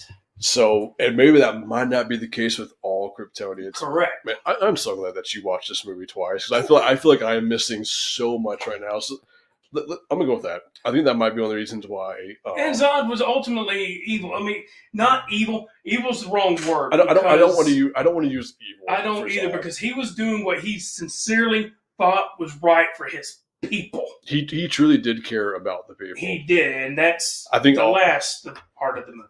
And I think without saying too, I think also that if he was able to actually succeed in this, Zod would have wanted to and probably would have become the new ruler of Krypton. And I think he would have been a great ruler. Honestly. Maybe. I don't know. I feel like there may be some little Hitlerisms there with Zod. Well, maybe. I will give you, yeah. I feel like the Kryptonians that he did not feel were his perfect version of Krypton would have been either tested with new DNA, which we'll get to a character that actually has that in him later on, or thrown to the wayside, maybe. Because, yeah, I think Zod would have done. Right. I think Zod would have done, as he says later, what's right by his people. But would his version of Krypton and most likely becoming the new ruler, would that have been right for all of the Kryptonians? And it wouldn't have been. I don't think it would have either. You're right. You're 100% right on that. Yep. So as the scene goes on, where they're on the ship and I was gonna say Michael Shannon. When Michael Shannon is doing the mind flare to Superman, when Zod is mind flaring Clark Kent, little D&D for you guys. When he's mind flaring Clark Kent, we see a scene where Lois Lane puts the key into the little pothole, and out pops one of my favorite characters again, AI Jor-El. Mm-hmm. And this is one of the coolest scenes. Like, I think this scene is just so cool. Jor-El telling her where to go down each corridor, closing doors, pointing places, going up. And this is a great scene. I think this scene is very tense. It's such a good thriller of her trying to get through and stuff. Jor-El being like, "Hey, pick up that gun. We need to move." And just I love how when she cuts from one door to the next side, that AI is already there Yes. and just moving along. Yep. Great scene. I think this is really good. Which though, and I guess that goes back with the earlier thing with him being the chief engineer, the chief scientist. He would know how to tell Lois how to defeat Zod and this ship to go back to the Phantom Zone. So yeah, I just answered my own question on that. So The one scene that I think is very funny that could have gone totally wrong at the end of this little going through the corridor scene with Lois Lane is when she gets onto the pod. He says, "Strike that." He doesn't say strike that panel. He says that to Clark. When she gets into the pod, and he said, "Move your head to the left."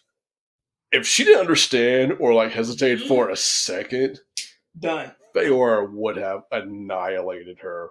I believe. I mean, at this point, I don't think the new Kryptonians really understand their powers yet. Nope. But I still think a hit from Feora, regardless if her powers were kicking in yet, It was still crushing. would have hurt. Yep. If nothing else, that would have been a caved-in nose. Just Yeah, because we see the adaptation on the next scene with Feora and the dumb soldier, the big giant one. no, his name's Namek. Namek, that's right. I learned his name for the first time during this watch. His name is Namek. Because I mean, they first get knocked back a couple of 100 yards with the 50 cal, and then all of a sudden she can stand there and hold a missile. Now, note, she passed out, but she still stopped. And that showed that adaptation that Clark experienced for 33 years. And Zod gets into that a little bit in the later scene, too. Oh yeah, I love when they talk about that. So Lois shoots out of the pod, goes straight down. Clark gets free, goes over to where AI Jor-El is, and they start to speak, and they talk about again like you need to stop Zod, like you need to save these people. Strike that pin on the side. Boom. You open up the ship, and you have this great shot of the space out, and Clark floating backwards, and it looks like to me kind of absorbing some of the sun's energy at first. Some people had an issue with this scene, and I don't see it that way, but people see that he's doing a very Christ-like cross. Nah, I didn't get that. I don't see that. Like, I think, and not saying that there isn't some that there isn't some Christianity stuff. Well, that's Superman, though. Yes, in a way, I think it is. Despite what you believe in, and like we don't want to get too religious here, but some people said that the Christian agenda was really pushed on this movie.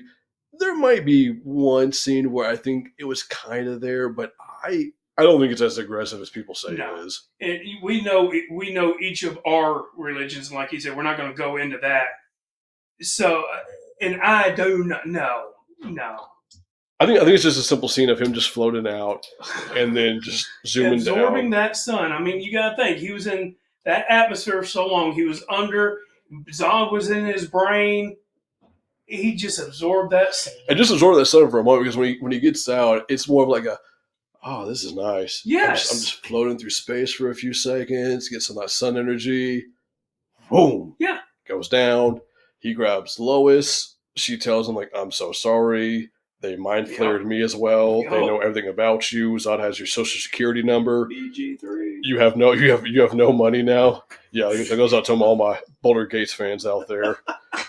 And we're about to get to one of my other favorite scenes when Zod shows up and he starts threatening Martha, and they're destroying the house, getting into the barn, trying to find it.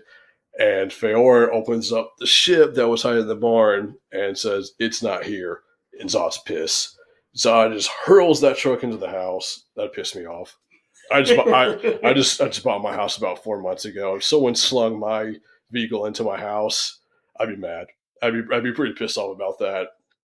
And so we get into a great moment where Clark comes out of nowhere and just nails Zod.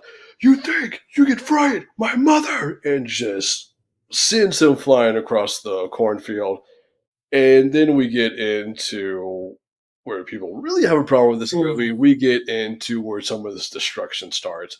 Boom, straight into the gas station. Gas station explodes. And we're about to get into this town fight. Now, before we get into the town fight, I'm going to say that I am going to look at this movie as close to the perspective as Clark as I can. That, yes, I get it.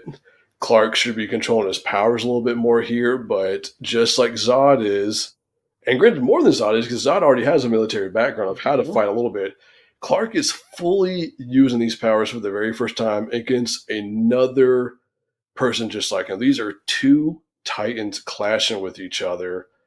And if I was in the situation, I don't know if I could control myself trying to fully use my powers really for the first time against someone that just threatened my mother. And if you watch some of these scenes, especially in this gas station scene, it doesn't look like anybody was hurt, but I'm not going to be naive and say that nobody wasn't in that gas station when this was going down. That explosion at the gas station probably fried somebody. Yeah. I don't know for sure, but once again, going back to how Snyder is doing these films, I don't agree with everything, but going back to the reality of putting these movies into, if we saw two characters like Clark and Zod fighting each other in like 100%. Downtown Powder Springs or something like that.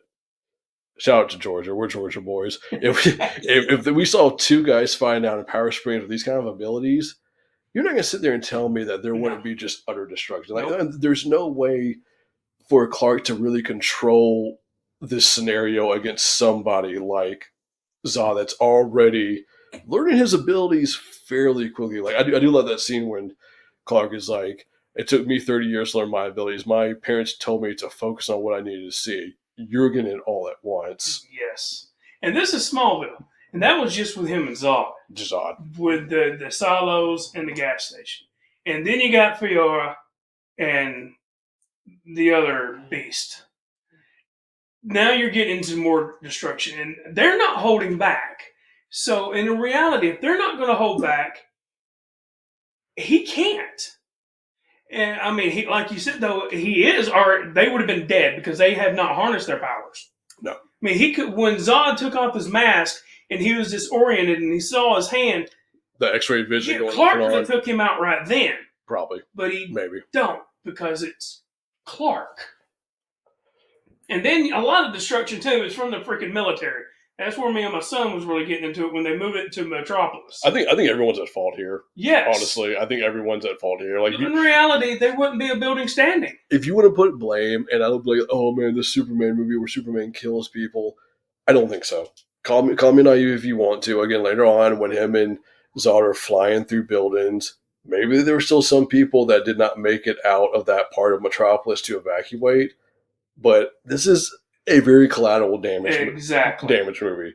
I'm sorry, like there's gonna be issues in this film of people destroying stuff and possibly killing other people. Yep. And I'm sure if anyone ever listens to our podcast, if you do, I appreciate you. You guys are great. But if someone's listening to this and they start going off, well, the Avengers movie. The first Avengers movie that came out that a lot of people compare that New York fight to in this movie when all the fighting, like the town scene and into the Metropolis scene, their whole thing was, well, the Avengers were able to, for the most part, really consolidate that area of New York against an alien invasion. And yeah, they definitely were, but you can't really sit here and tell me that there wasn't some deaths or some major destruction of people getting killed during that scene in the Avengers. They probably handled it better. Because, let's be honest, I don't think any of the Shatari, I think that's the alien's name. None of those creatures are even I don't know, like even a percent compared to the strength of Zod. That and with the Avengers, they were already a team. They knew what to do. Clark was by himself here, Exactly. Still learning. still learning. I will say in that first Avengers movie, they were still kind of learning to be a team too. They were. But once they got it together, they really made it work. Yeah, I see Superman as what would be a normal militia going in and just destroying everything that he could at this point, and the Avengers being more of that a Navy SEAL going in for the less amount of damage as possible. That's an interesting way to put it. Yeah. Having said all the destruction, how cool is this town scene when Clark is going up against? I keep saying Clark like I know him. Superman. When Superman goes up against Namek and Feora, Oh my gosh, this scene's awesome. it does. And I don't- when they're in IHOP and he looks over at Pete, so you know Superman is conscious of everybody around, and Feora just whoops the dog snot out of him. I think Pete kind of recognized Superman at that point. I think he recognized him as Clark. But this scene, man, this scene is so cool. I think I like this better than the final fight between Zod and Superman. Same. I think this is handled so well. I love the tag team of Namek and Feora as they go after Superman. And Namek, you talking about this dude is Broly. Mhm. He is not even Dragon Ball Super Broly. He is DBZ, can't think Yep. Broly. This dude is a powerhouse. And I read about this character that he was a Kryptonian that had other alien had other alien DNA Yes. mixed with them to make him almost a beast-like Kryptonian, which made him super powerful but very unintelligent. Yes. 100%. And if it wasn't for the military here, Feora and him possibly could have won because that distracted them from beating up on Superman. I think it did too. No, I think that if this fight had continued, excuse me, everybody. I think that this fight had continued, Feora and Namek would have eventually just destroyed Yep. Superman. Because it separated them two from fighting him at one time. I think one of my favorite scenes is when they're both on him and Superman tries to like fly up for like a second and Namek grabs him and just slams him back down to the ground. Yep. It's such a cool scene. Like this really is for all the anime fans out there like us and all the Dragon Ball Z fans out there like myself. This was such a great little treat to see like a really like live action fight between three very Dragon Ball Z like characters. And this scene is just like so cool to me. There's really not much to say as far as like detail goes. I just think this is just a great scene to like really gush over because there's so many good moments in this. I love that part when Clark punches Namek over to the train station. Like a moment later, you see that train on fire just coming out of nowhere and just crashing into Clark. Yep. That's such a good scene.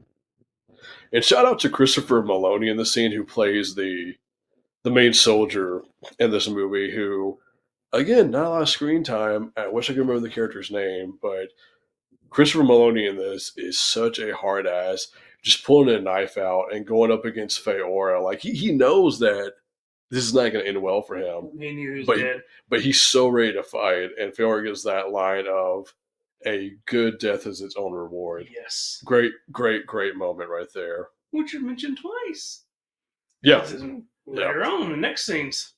that is very true. I love this scene too. There's the train. Yeah, we saw the train come down. What I love about this whole scene too is that the world is still very unsure about Superman. Yep. You know, it's all about like, well, who do we take down? Everybody. Take down all three of the freaks. Like And they had to. Yeah. At that point, they have to. They really had no idea. But I love as this fight comes to an end and Feora gets knocked out and Namek comes to grab her. The military guys come up to Clark and Maloney's character is like, this man is not our enemy. Yep. Like he did not go with them. He did not try to hurt us. This man is with us. And I think that the way that the scene ends is really, really good. 100% agree on everything on that. And once I think, I'm trying to remember, like Clark comes out and He just stands. He he, just stands there like, it's so good. Like I know this whole town scene is like one of the big highlights of the movie. Man, yeah, I'm so like out of whack here. I think the World Engine comes up next, the right? world engine is next. Yep, that's where, yeah, where Perry and them are still in the Daily Planet and they're seeing it come down, and then the next thing they're on the street. Yeah. I think the scene with the World Engine. I don't know if some people didn't realize this, but I think that people may not realize that that's where the real destruction of Metropolis comes from Yes. in this movie. Like there's That gravitational stream it's just just push and pull. obliterating New York. Granted, again, I'm not naive here. I know that Zod and Clark do a lot of heavy damage in this fight. No doubt about it. They are still going through the buildings, they're still destroying stuff, stuff is still blowing up. But the destruction of the world engine cannot be ignored. I mean, that is some heavy Mm-hmm. shit right there, and that's what really annihilates everything in my. And from what we can see, I'm not gonna say this is an opinion. It's just a factual thing. And I have some issues with the world engine and that destruction though in itself, because of what it would pick up a car and flatten it to a dime, but yet the building structures, yeah, their windows are blown out, the structures been bent, but these tall buildings are still standing. But you can flatten a car. I have an issue with what type of damage it could actually do, because it seems to me like these buildings should have been just crushed, like the cars were. And some of the world, when we get to, I think there's a scene that when all the people from the Day of the Planet are running out, as the world engine is doing its thing, the impact makes one of the buildings start to fall over. Yep, you're right. So there is some major building destruction in this. Yep.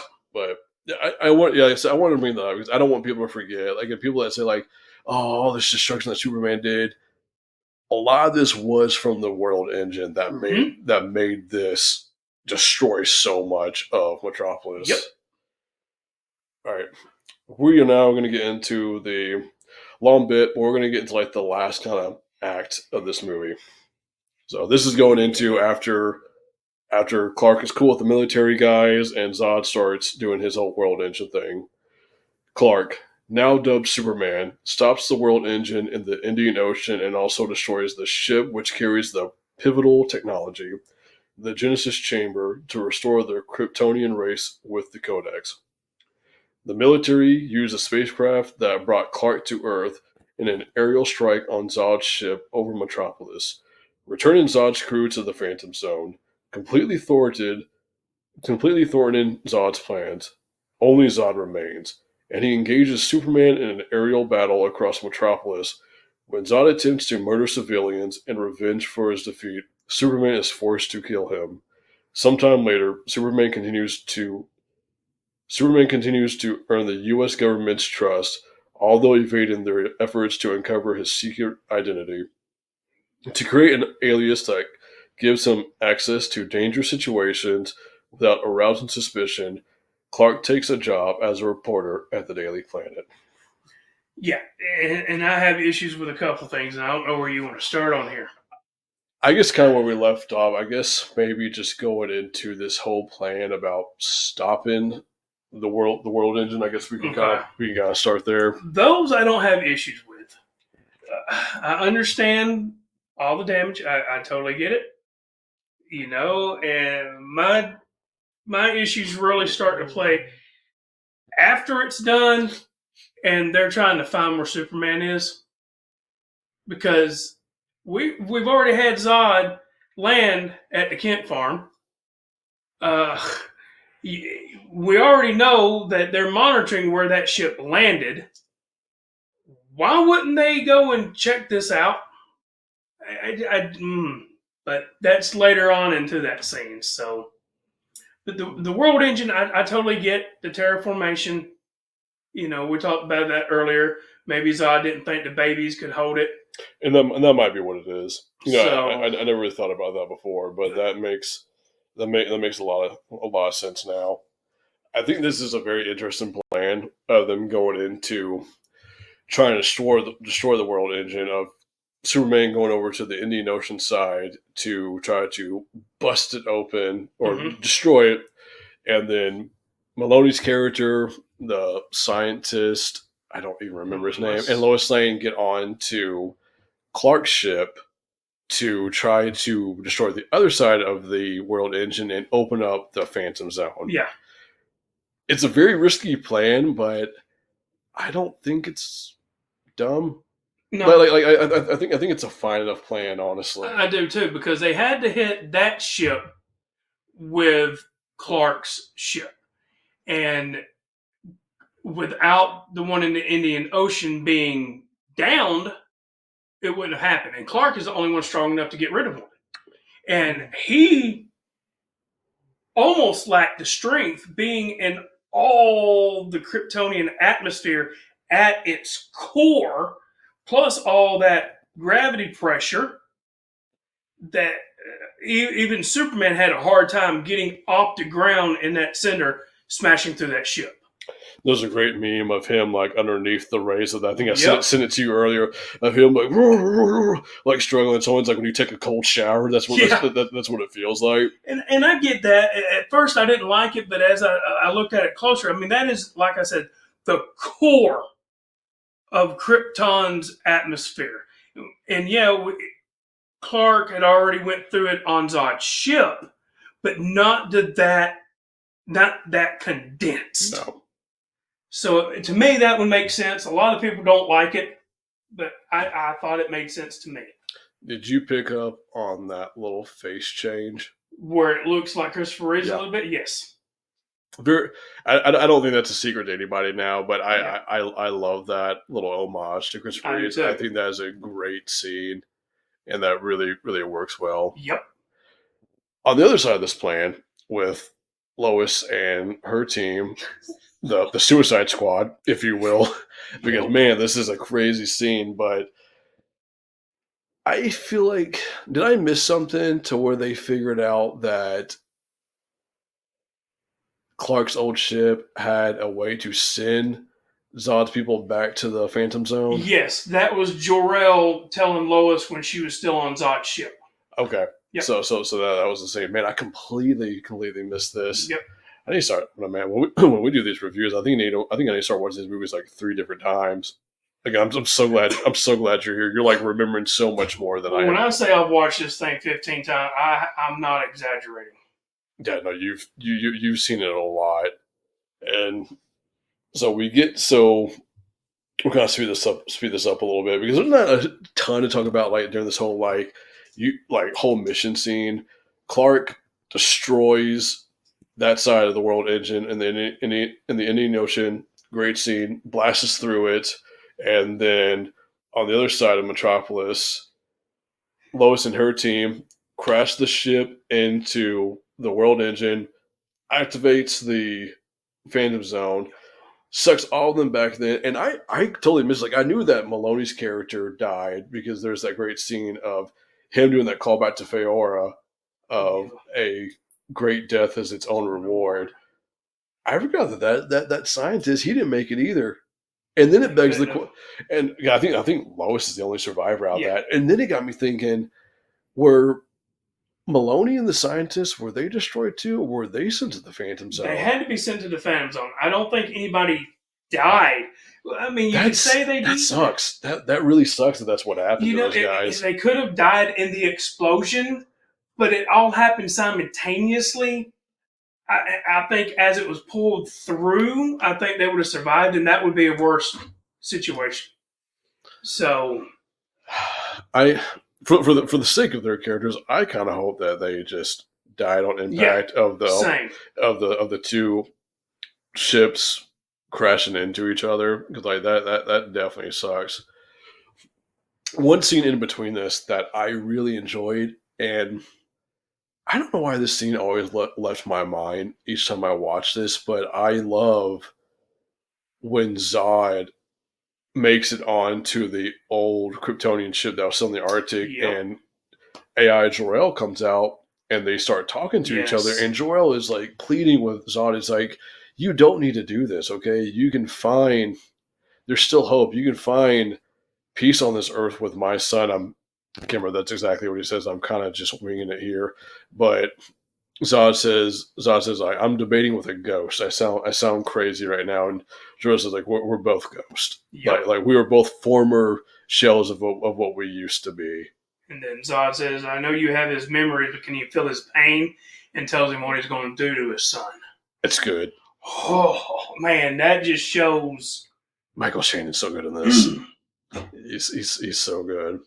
That's a great moment, and I always forgot about that part too. But I always love that little. I love that back and forth between Zod and Jor-El there. After destroying the part of the world engine on the Indian Ocean side, Clark makes it back to Metropolis, and I don't like this scene. I don't like the scene when he crashes into the ship and immediately lasers it, and it crashes down into Metropolis. I think Clark could have handled that a little bit better. Now, what it looks like they crashed down into a possibly already evacuated area of Metropolis, but I think out of any scene in this, I think Clark was way too gun-ho in that.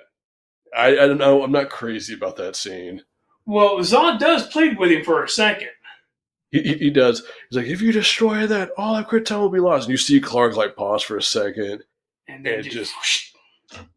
And so I think, he did think about it for a second. I still don't think Clark was like thinking super rationally there. No. I just didn't like how unsafe and how erratic Clark seemed in that scene. Was yes. Again, I guess lucky that ship landed into a place where most of the people were evacuated. Yeah, right there, almost in the heart of Metropolis. It was right there, I think, by the water fountain. It's already kind of like rumbled out. Yeah, because it picks up in BVS where that ship landed. No. Finger up for that one. I will say that I think a great moment during all this stuff is happening is when we go back down to the people on the ground, all the people panicking and running from the world engine, and it's scary. Like it's a very intense scene of everybody like running, trying to like find like shelter anywhere from like buildings coming down. You're seeing like cars, and I think even people like raise up and they get slammed to the ground. Yes. It's a horrifying scene. And it did the same thing to them as it did to the cars. Yeah. And that was a Superman's fault. So there. I'll say it. That was the world engine 100%. Oh yeah, no, for sure. I think the one scene that I think is like very beautiful and scary and sad at the same time is the scene where the girl is trapped in the rubble and Perry White comes up and he's trying to get her out, and they see that gravity pull coming in closer and closer to them, and he just grabs her and holds her when it's about to get that final slam down. And I think it's a beautiful scene. I think there's such a good scene in that movie. Perry was ready to go. I mean, he was ready to go with his friends. Again, I mean, Perry White, any version of Perry White has always been such a hard ass, but Lawrence Fishburne really, really sells this role so much. I think he does such a good job. Right. And we can take that character, this Perry, to a different level, too, because we know the lady that's stuck in there, she's an intern because of the last thing that Lois says at the end of the movie. And for Perry to be the head of the Daily Planet to sit there for an intern. What head boss in the world would do that? That pushes Perry to... what's the word I'm looking for here? One of the best people in this whole movie. One of the best characters. He is staying there for somebody that is an intern, holding her hand while they're fixing to die. In a situation like this, I don't think most of us would say we would possibly do the same thing. No. I mean, it's easy to say like right here. I mean, we're just sitting here talking like, oh yeah, if someone that I kind of knew or someone that I kind of worked with, if they were in a situation like this, I would totally save them. This is a live or die type of Yes. situation. Like, I think the majority of us would probably panic, probably try to find shelter ourselves, but not Perry White here. Nope. It's funny. I didn't really. I mean, I He's love. a freaking hero. He's a hero, but I don't think we'd be giving Perry White so much praise. I think we give him more praise than Superman in this review. But I don't know. Maybe I'm gonna say it now. Get Zack Snyder to make another DC movie where Lawrence Fishburne as Perry White is our hero. Give Perry White like a cool background where he was like once like a black ops soldier that went into like journalism. I could see it. I'm here for it. 100%. I'm totally here for it. So we get to the scene as everything has now been destroyed. Zod's people are gone. The ship has crashed. People have been saved. And now we get to the big fight. Well, And Zod's speech first. which I've written down. Yes. I'm going to. Thank you. I'm going to try to give this as best as I can. Excuse me. I'm going to clear my throat real quick. The floor is yours.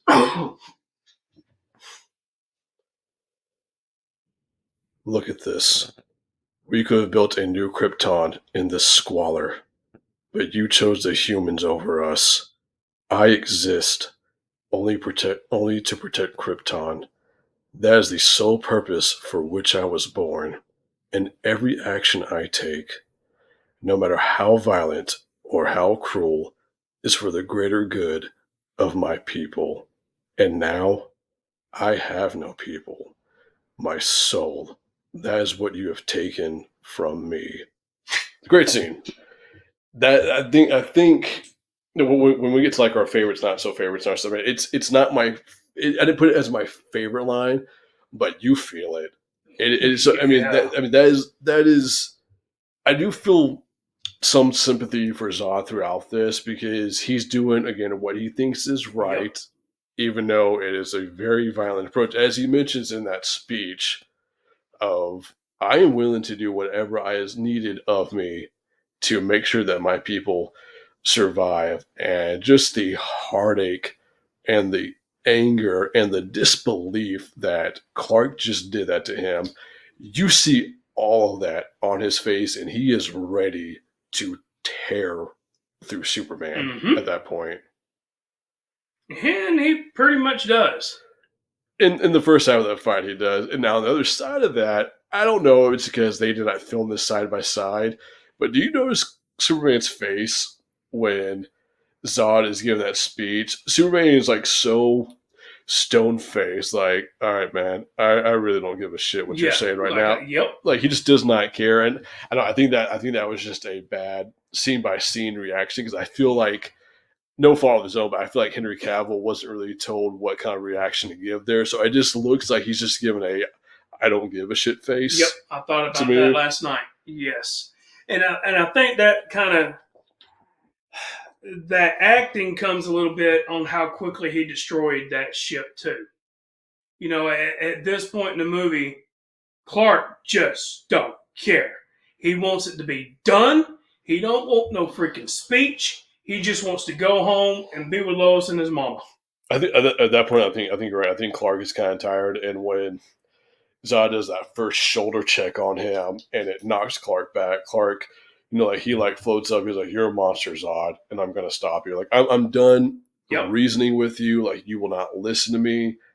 And again, like I feel like I can kind of feel both sides of their rage here. Like you understand that, like, yes, I know that Zod was a man of his people and he wanted to bring them back, but in no way is Clark going to allow that by Zod sacrificing billions and billions of people. And that we go all the way back to Jonathan. Yes, we do.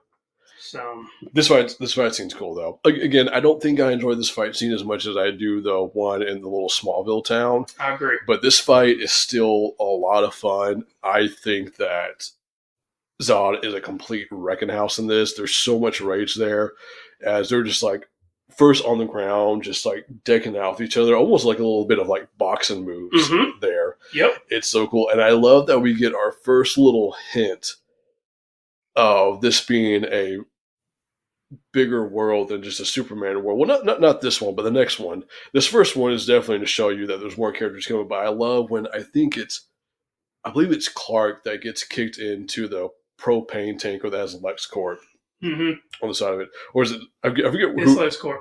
But what I'm saying, I forget who gets kicked into it. Maybe it's Zod. Zod pushes Clark into it. Okay, so actually, that's not the first time. The first time we see LexCorp is actually on a bus in front of Kent Farm. I completely missed that. I've only ever noticed it on the truck. Yep. His name's on that bus or truck that's dropping Lois off or something right there. Yeah. So if you go back right there, you'll see that's the first time you see that. Okay. That's very interesting. As this fight goes on, Zod gives Clark a really good uppercut, sending Clark flying up the building. He stops. He looks down. There's only one way this ends, Cal. Either you die or I do. And then I kind of like this next scene, kind of don't, because I understand that Zod can't fly yet. Oh, but he's on the top. When Superman's looking down at him and he's like running up there like an animal. Yep. Like it or don't like it. I feel like it's a little goofy. I think it is goofy. I think they're trying to do a little bit of comedy there that shouldn't have been there, especially in this last half. It should have just been completely serious. But we have to understand, at that point, Zod is right there having complete control of his powers. So, he's getting very, very close to that. I think that was a symbolism of Zod is getting there where Clark was right when he put on his suit, where he was still trying to jump to fly, and then he was able to fly. So I think that's where it was. And then we see that whenever Zod and Clark is on the scaffolding on the new construction, and he sheds that armor. Now, what I don't understand on that scene when Zod is shedding his armor, the gauntlet of Zod's armor is floating. I thought about that, and I think that what that was is Zod now has full control of his powers, and that is him completely controlling strength and his flight at the same time, that he has created a small little gravitational pull of himself. That. Okay. I don't know if that's for sure, but that's kind of what I'm going with right there.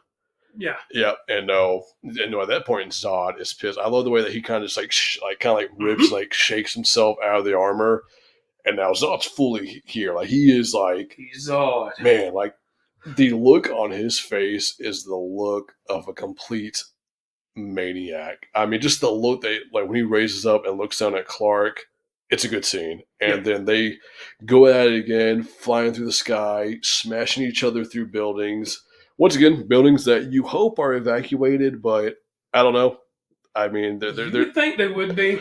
There's still a good chance that as they were going through these buildings that they are knocking some people out or shredding through people. And I understand why people have a problem with these fight scenes in these movies because it is very destructive, but I don't really know what people were expecting. I know. If you have real superheroes, you're going to have casualty. And I mean, we're either going to put them in a comic book world or we're going to put them in a real world situation. I mean, which one do you want? And I'm saying all this knowing the fact that when James Gunn's Superman movie comes out, it's going to be completely different from this. I think there'll still be destruction, but I think knowing that James Gunn is doing a golden age version of Superman, which is what I think he's going with, I think that it's still going to be serious. It's still going to have a lot of mature stuff, but it's going to be more on the side that let me show you a Superman that really can save people, and there will be destruction, but it's not going to be crazy destruction like what we see in Man of Steel. And I'll be the first to say I'm completely okay with seeing two different versions of that. I don't know yet. I know you're still skeptical. That's not the table. Sorry. I know you're still very skeptical on this new Superman movie that's coming out, and you're not alone. Like I feel like most of the people on social media have been just shitting on what's been shown so far. I'm keeping a very positive light on this to what's to come, but we might talk more about that at the end of this review. Getting back to, because we're getting to the end of this movie with all my blabbering that I've been doing. We get to the biggest scene of them fight after the big fight through the sky. Which, before I get to that part, one of the shots I really like is when Zod knocks out Clark in the sky, and the camera kind of goes upside down, and Clark's just kind of like laying in the sky, and then Zod grabs him by the cape and twirls him around and slings him down. And I think is it Clark that gets a hold of Zod when they crash down into like the lobby or like museum area that they're at? Well, it has to be because he has Clark in that full Nelson. Well, Superman has Zod in that full Nelson. Yeah. So we get to that part, and we get to the scene that I think people talk about the most. Oh, yeah. The scene where Zod's had enough. He does not like that this dumb farmer, Kansas Kryptonian boy, has him in a headlock, and he's ready to kill some people, really kill some people. If you love these humans so much, you can mourn for them. Great line. Most of the great lines come from Zod in this, and he shoots out his laser, and it's going to take a while. It's getting there. Maybe in another 30 minutes, he might hit somebody. Clark is holding him. He says, stop this. Never. Snap. Now, this is the first time I really looked at this scene from both sides, because when this scene first happened, it was shocking, but I did not hate it. This is where I do not like this scene, and I understand why people do not like this scene. My biggest problem with this scene is the fact that when the heat vision shoots out of Zod's eyes, that heat vision line is so far from those group of people that they could have ran up and away from it. They had so much time to. I think I'm more mad at the people in this than I am of Clark killing Zod. I don't think I'm even mad at Clark killing Zod. I really don't think I am. It's a big moment that a lot of people hate, but I think this is the way that this scene should have been handled. Funny. We've been doing a really good job of kind of getting to the scenes we're talking about as the movie plays in the background. That scene's on right now. I think the way that I would have handled this scene is that keep it the same. Clark and Zod drop down into this lobby, museum, whatever area they're in. People are still trapped by the pillar. When Zod first shoots his heat vision out, hits the guy in the shoulder, he falls down. His family doesn't want to leave him. And so now you have that heat vision close. I mean, very close. And they are terrified. They feel like they can't get away because it's like the heat vision is like burning on this guy's skin as it's getting closer. I like that. And that's when Clark snaps Zod's neck. Or, as other people on Reddit have pointed out, why didn't Clark just fly back up? Or why didn't Clark just put his hand in front of Zod's eyes? Because I don't think I don't remember. I don't think heat vision hurts other Kryptonians. Well, it hurt Faora, but that was before Faora. She never really came into her powers. Not fully. So yeah, that's hard to say. I think it might still hurt, but I don't think it would burn through him enough for it to have mattered. We've seen other versions of Superman in the cartoons and comics where he's used his heat vision to shave himself and whatnot. Yeah. So I don't know. Maybe the whole like covering Zod's eyes would have worked, but I think the reason why the neck snapping part does not piss me off, like I know it does a lot of people, and I know for a lot of people it really goes against who Superman is. No matter what Clark did, Zod was never going to stop. He had to kill him. And at this point, either he could have tried to beat Zod unconscious, but if that fight continued, like if Zod had gotten out and they couldn't continue to fight, my money would have been on Zod winning that whole fight. Yep.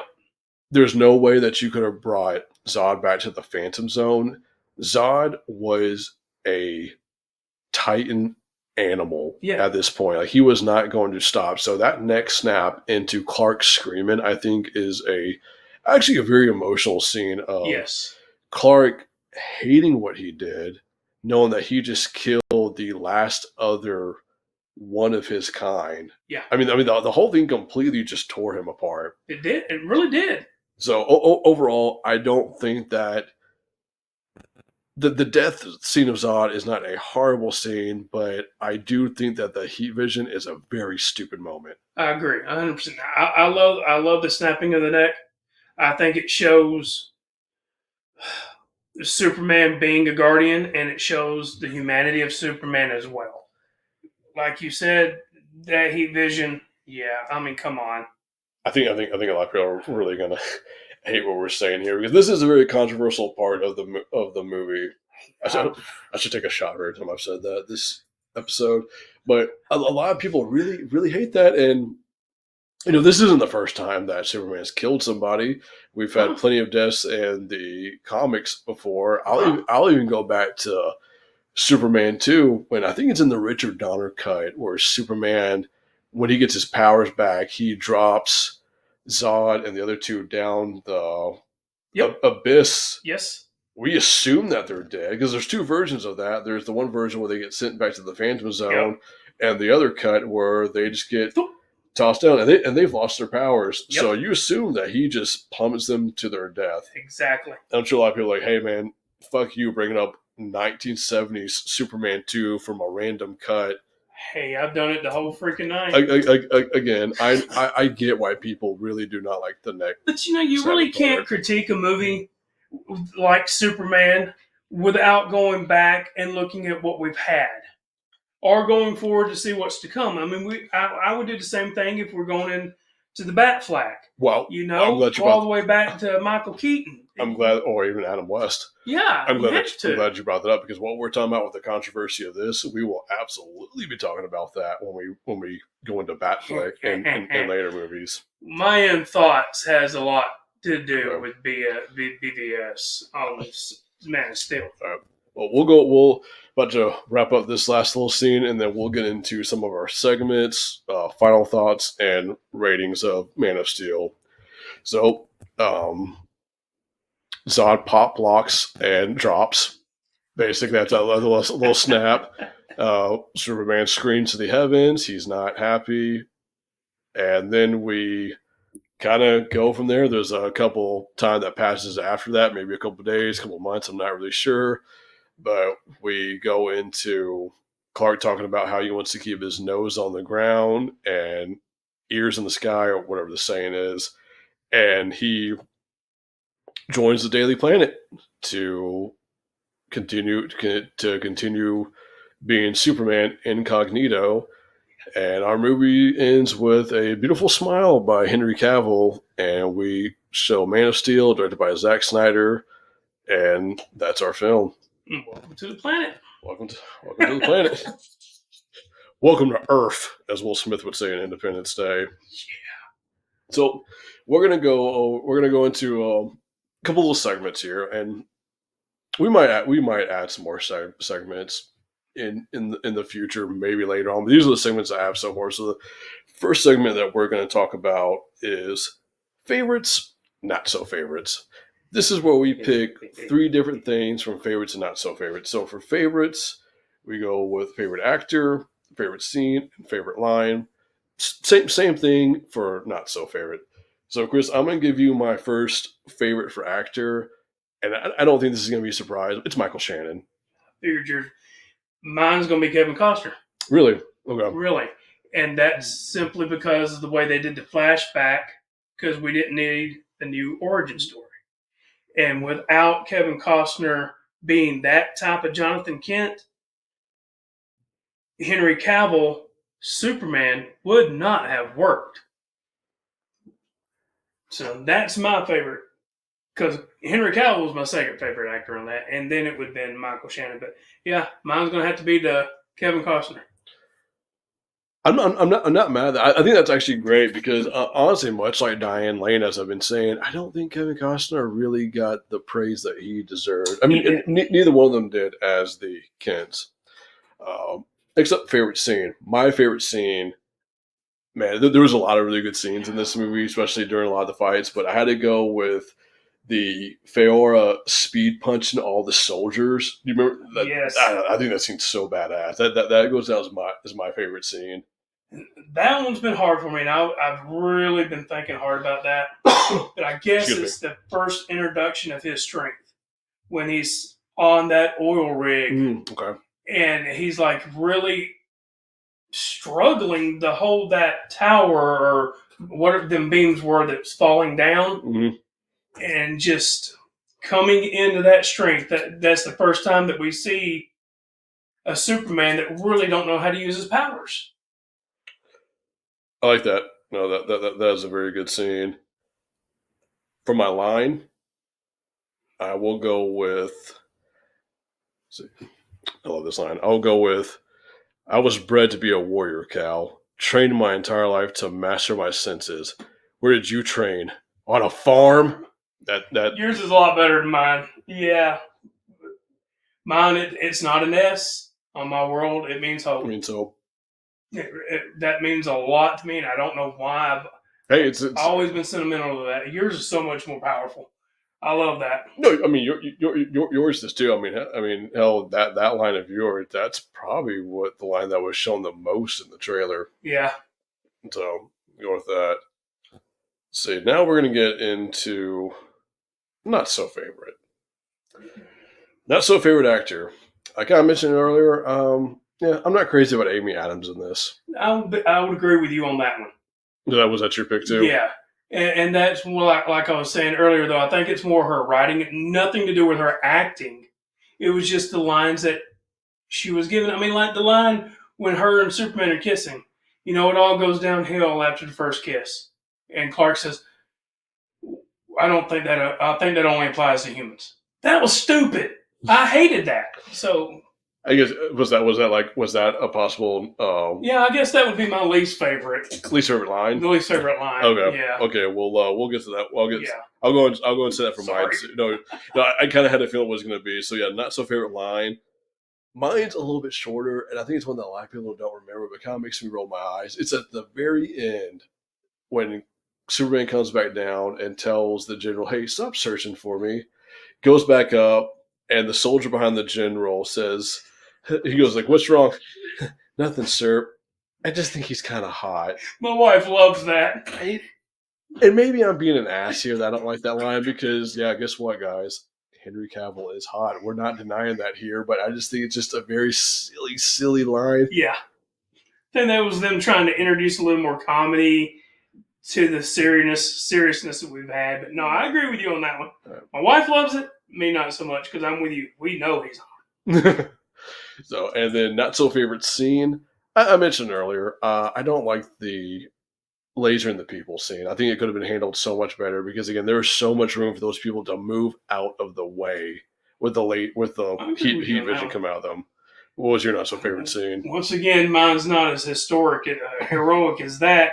Literally, mine's a 30-second, not even, probably a 10-second blip.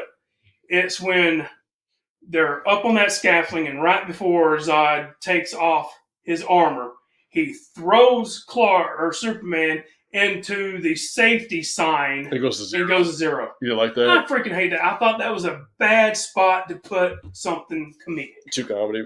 I hate that. Yeah. I didn't mind that scene too much. Oh, I forgot to mention. Oh God, we're getting close to final thoughts, but going back, I forgot to mention. I remember it put a big smile on my face the first time I saw it during that scene where they're fighting in space, and you see the Wayne Enterprise satellite. Yep. That, man, seeing that was like, okay, we are about to open up a whole new world with these DC movies. And folks, they're going to final thought. And folks. We kind of did, but not whatever. We'll like I said, we'll do more of these DC movies to kind of talk more about that. But no, that was I remember seeing that Wayne Enterprise satellite. I was like, I like that. Yep. That was kind of cool. Next segment, one that we call "Give Me That Prop." This is one prop that we want to take from a movie that we would love to have, and I want to be boastful here. Give me some of that Kryptonian armor that Zod as people come down in. I think that armor. I don't know when or how I would use it, but I think the armor is so badass. That's what I want. Is that just give me that Kryptonian armor? That was the same. I want Jor-El's armor. Was that yours I too? want Jor-El's. Okay. Wait, so you want Jor-El's? I think I would take in Zod's. I just love the whole face mask and like the big bulky armor. Yeah. So I really, really dig that a lot. 100%. I want that armor that Laura walked across, right before she saw the destruction of Krypton. It's standing there in a memorial for Jor-El. I want that specific armor. Do you remember? I almost not talking my mic. Do you remember? Man, this was like 5, 6, 7 years ago when you were planning to do that General Zod cosplay. Yes. And I wish you guys could have seen this armor. This armor looked really, really cool. Like you had it pretty much almost finished, and then what happened to it? Like part of it like came apart or something. It did. The glue that I was using, the shoulders ended up falling off. I still wore part of it to that Yamacon that year. Yeah. But yeah, I was still real experienced in making foam armor.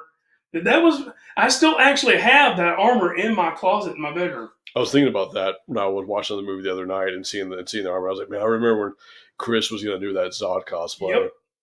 You might have to bring that back one day. Man, once I start lifting again, lifting heavier, definitely. I'll do that. All right, I think we're going to get into final thoughts, kind of give our last little ways, and we're kind of getting to the end here. So we're going to end this up pretty soon. Clark. Hey, Clark. Chris, I'm going to start with you first. And, okay. Man, so I guess now this is like your 16th, 17th time watching through this. After we've talked, man, we've been talking for over 2 hours on this now. So what is your final thoughts on this movie and your final rating after this last watch? Like, what are like your final send-offs? So when I first started, 100% 10, there was nothing I didn't like about this movie. And actually really watching it for a critique, and I really tried to bring it home into this critique of the word origin story. I mentioned it a lot through this. And, because it wasn't an origin story.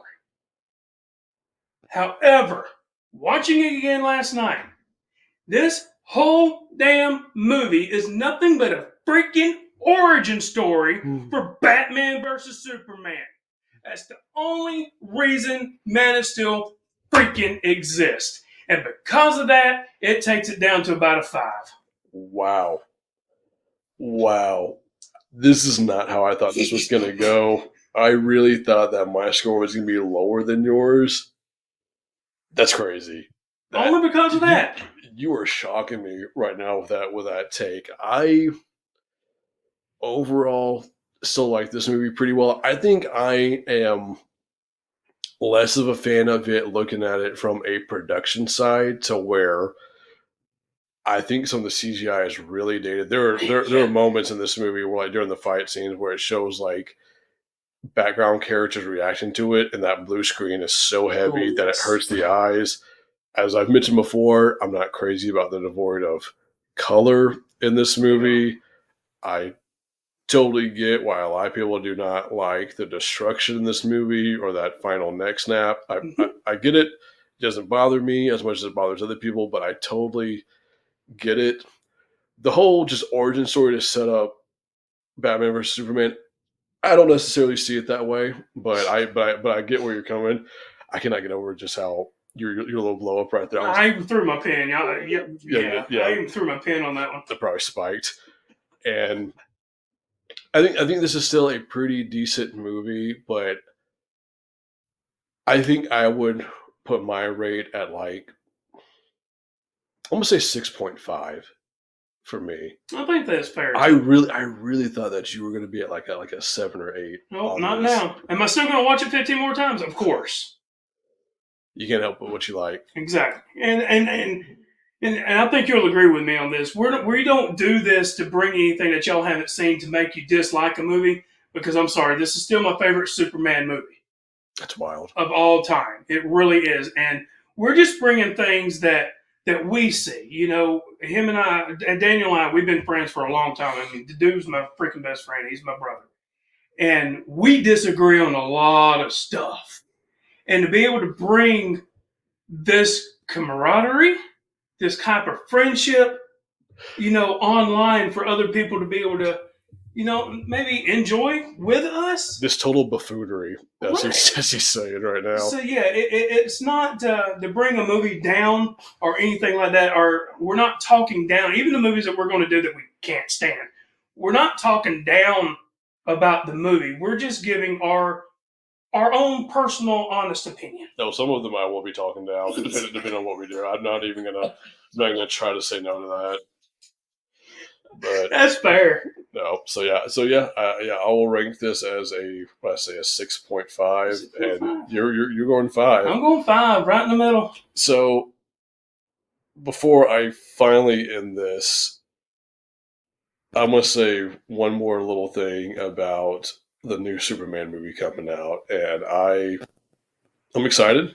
I truly am. I think I'm more excited for what that's going to bring than what Man of Steel brought. And Yeah. given how you feel about Man of Steel now, are you more excited about the new Superman movie, especially after seeing that first teaser trailer? Honestly, yes. And that, once again, you know, that's what I was telling Roy, my son, last night, that after doing it this way, I am more acceptable now with another Superman and to see what kind of DCU that we can have.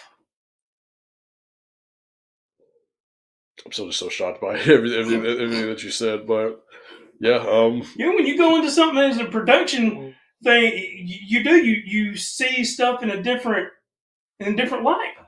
You know, because when you're fanboying is one thing, but when you're like you got to critique this. You know, you really got to tell the people that's listening what you honestly think, and you just can't come in so biased that it's a 10. It's going to be a 10. There's nothing wrong with this movie. You know, I found out I can't do that. I didn't like the editing in this either. I think I mentioned that earlier, but the editing kind of knocked it down to the 6.5 error for me. Yeah. Don't really think there's anything else for me to say. You kind of.